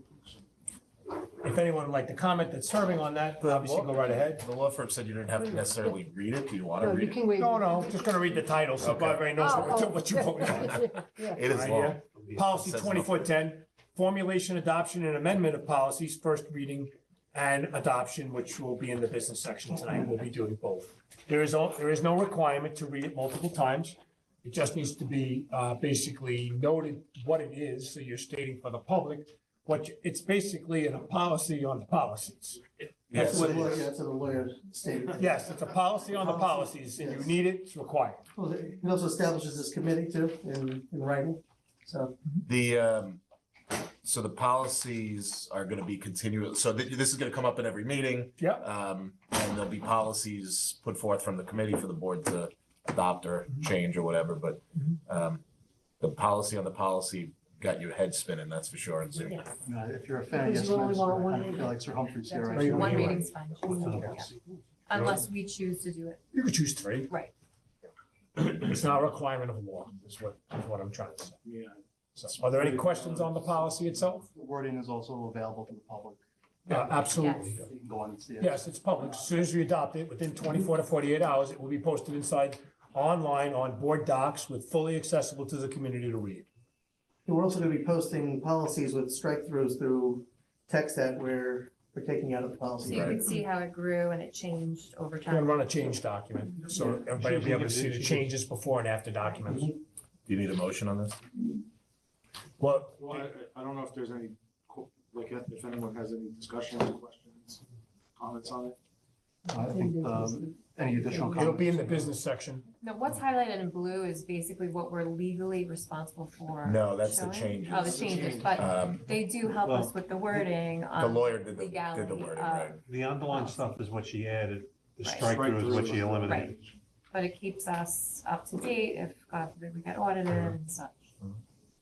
I think it's gonna be great. I think this whole process is gonna be great, and we'd have a whole policy book that's updated. And Tedious, but I think it's worth the time. Yes. It's time for the Department of Education to change everything again. Yes. I've done this with boards of education before. It can take anywhere from 1.5 to 3 years. So you count up the policies, you do the math, all right? But there's nothing wrong with that, and it's perfectly fine. But, obviously, we collaborate with council red lines, well, they don't red line, they blue line them or whatever colors they're using. We look at them, we want to make sure that they're, allow us to do the business that we need to do, and if not, then to explain why, et cetera, and then policy committee needs to adjust it as needed and recommended by the council. So under business, which will be on 20, you'll be able to adopt, yep. Okay. Additionally, National BOCES nominations. Yeah, that's also one business. So I believe that there's 3 seats up, and we only received 2 resumes. We only received 2. I imagine the 1 seat is. I think he decided not to run again.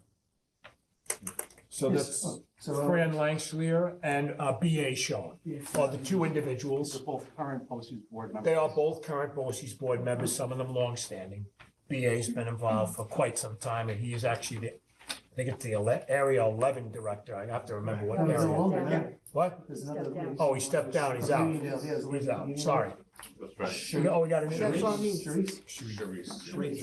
Sharice, you know. I know. God knows. Yeah, BA was director for a while.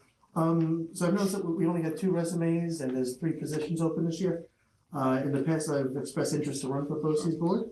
I ran 2 previous times unsuccessfully because it's very hard to go against the incumbents at the BOCES board. So I'd like to make a motion to table this item to our March 13th meeting so I can provide my board colleagues with a letter of intent and a resume for consideration as well. So we can table this to the next meeting. Do I have someone second motion? Okay, Doug, I just want to point out that I have to have the certified resolution to them by March 24th. 24th, yeah, so the next Yeah. meeting will be the 13th. Yeah. So So Thursday. the Thursday meetings, I'm gonna provide We'll you add it guys back with to, a letter. we'll add it to the agenda for the 13th. Well, it's on, If we. So it's number 20 in the business. it's number 20, so I guess we'll separate it out Separate it out. and we can- and table it. All right, so Oh, when we we get still to have to- business. Yeah, okay. So I'll give a motion to table it. We're gonna do that. Wait, When we get to the next. Oh, We're not in business okay. at this time. All right, yep. All right, so moving on to business.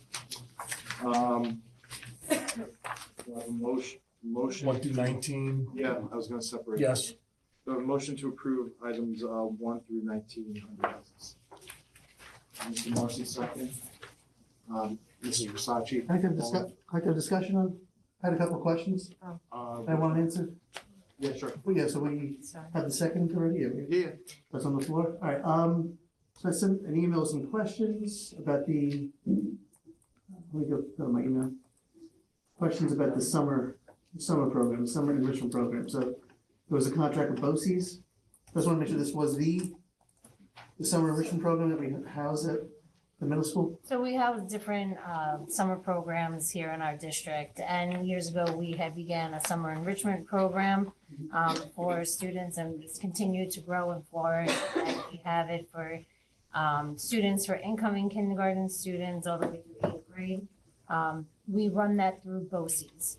So BOCES gives us a contract. They hire the teachers, which are all Plaintext teachers for the most part, except for a few that we've had for a few years now from other districts in special areas.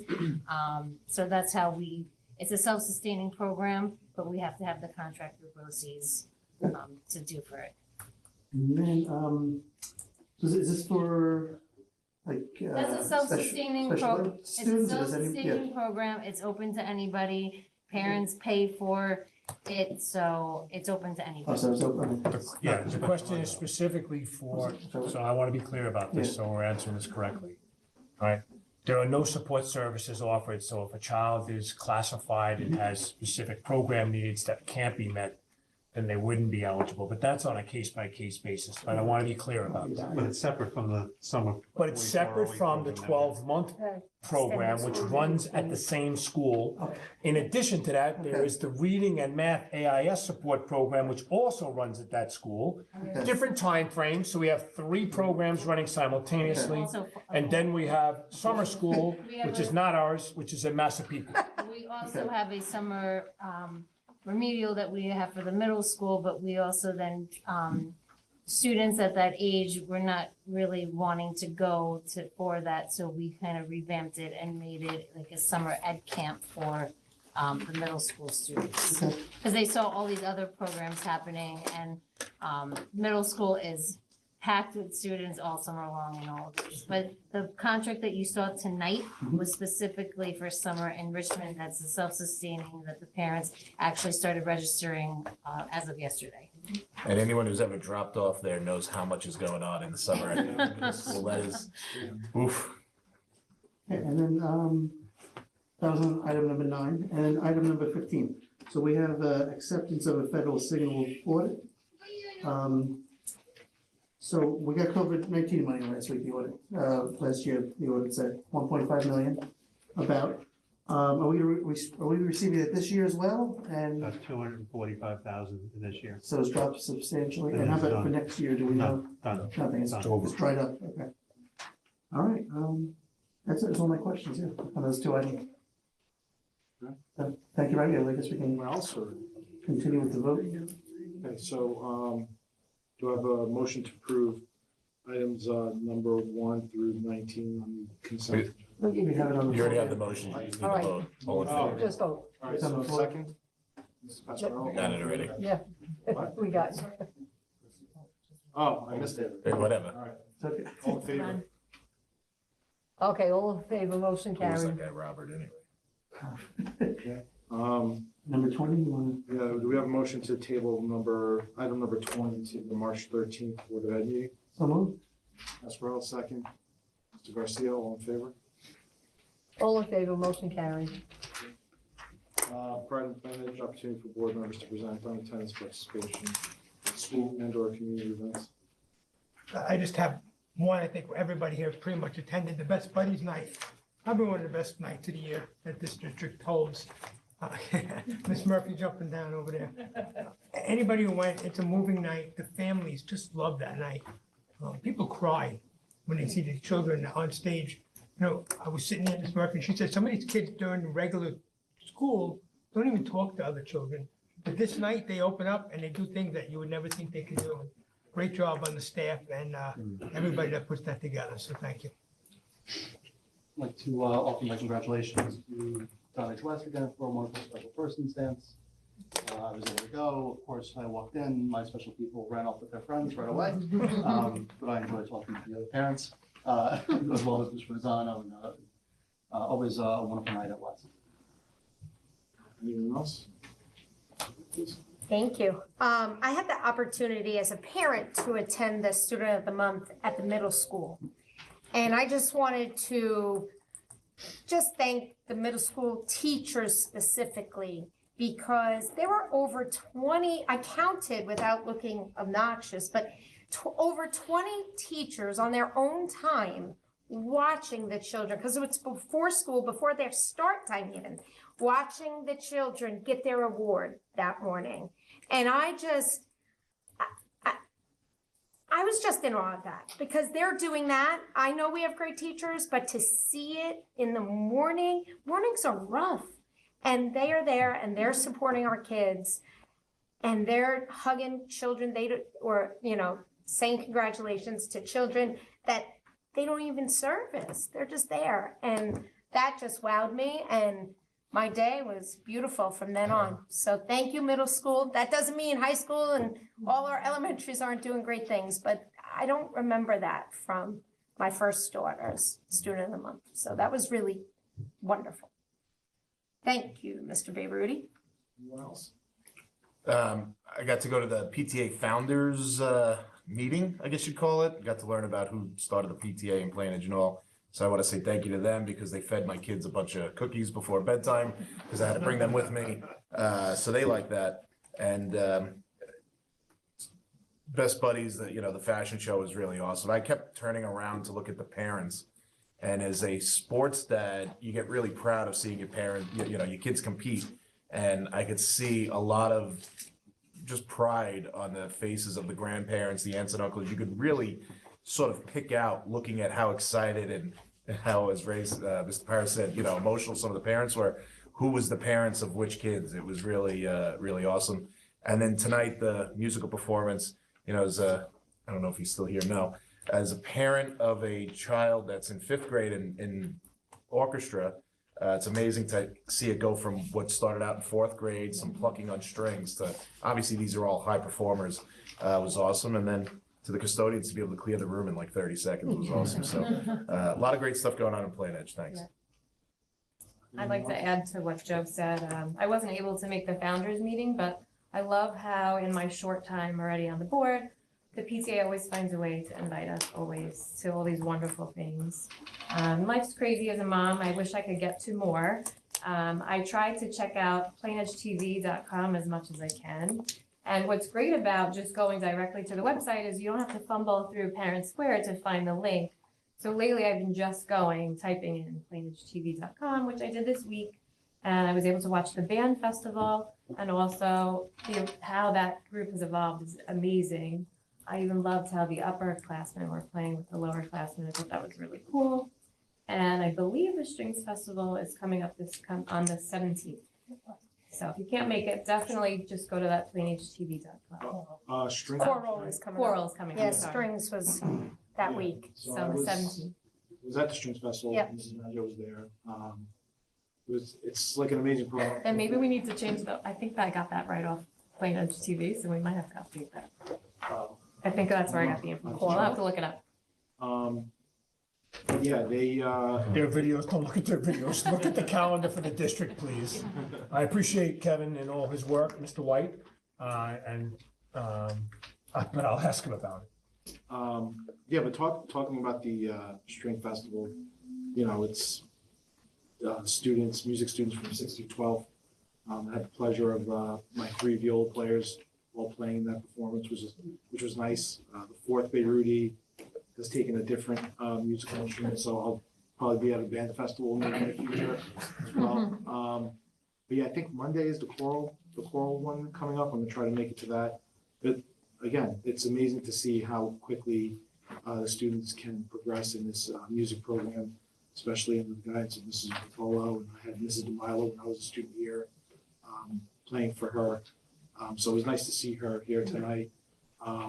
Brought back some memories of the tension between football and being a music player and not being able to use your hands sometimes because they're smashed. But anyway, that was the String Festival was great. The other thing I wanted to mention is we did have our first meeting for the Capital Improvement Committee I think that's a positive direction for Plain Edge to try to get input from people. I was a little disappointed in the turnout, to be honest. I'm not someone to sugarcoat it. So I'm hoping that all the people who volunteered for that, they'll come out. And, I think we might have to think about how, I don't know if we call it the policy or whatever, but possibly how we address maybe people who maybe initially showed interest, but life gets in the way, and so they're not able to come, like to fill those seats. So maybe develop a program as to how to fill that out.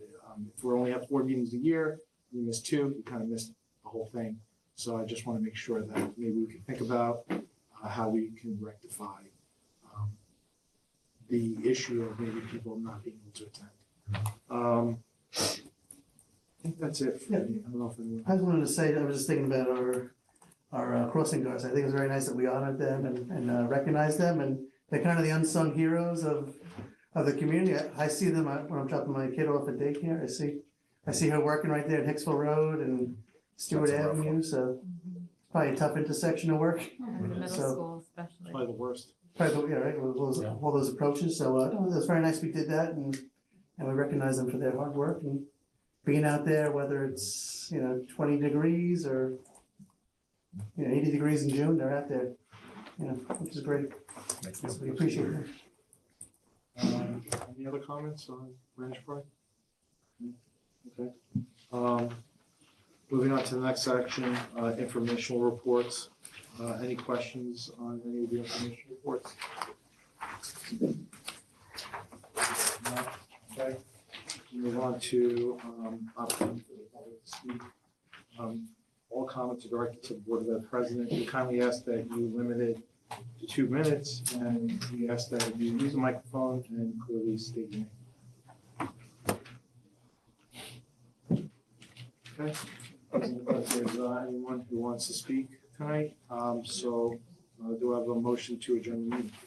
Mr. Garcia, second. Mr. Morrissey, all in favor? All in favor, motion carried. Thank you. Stay home, everyone. See you, man.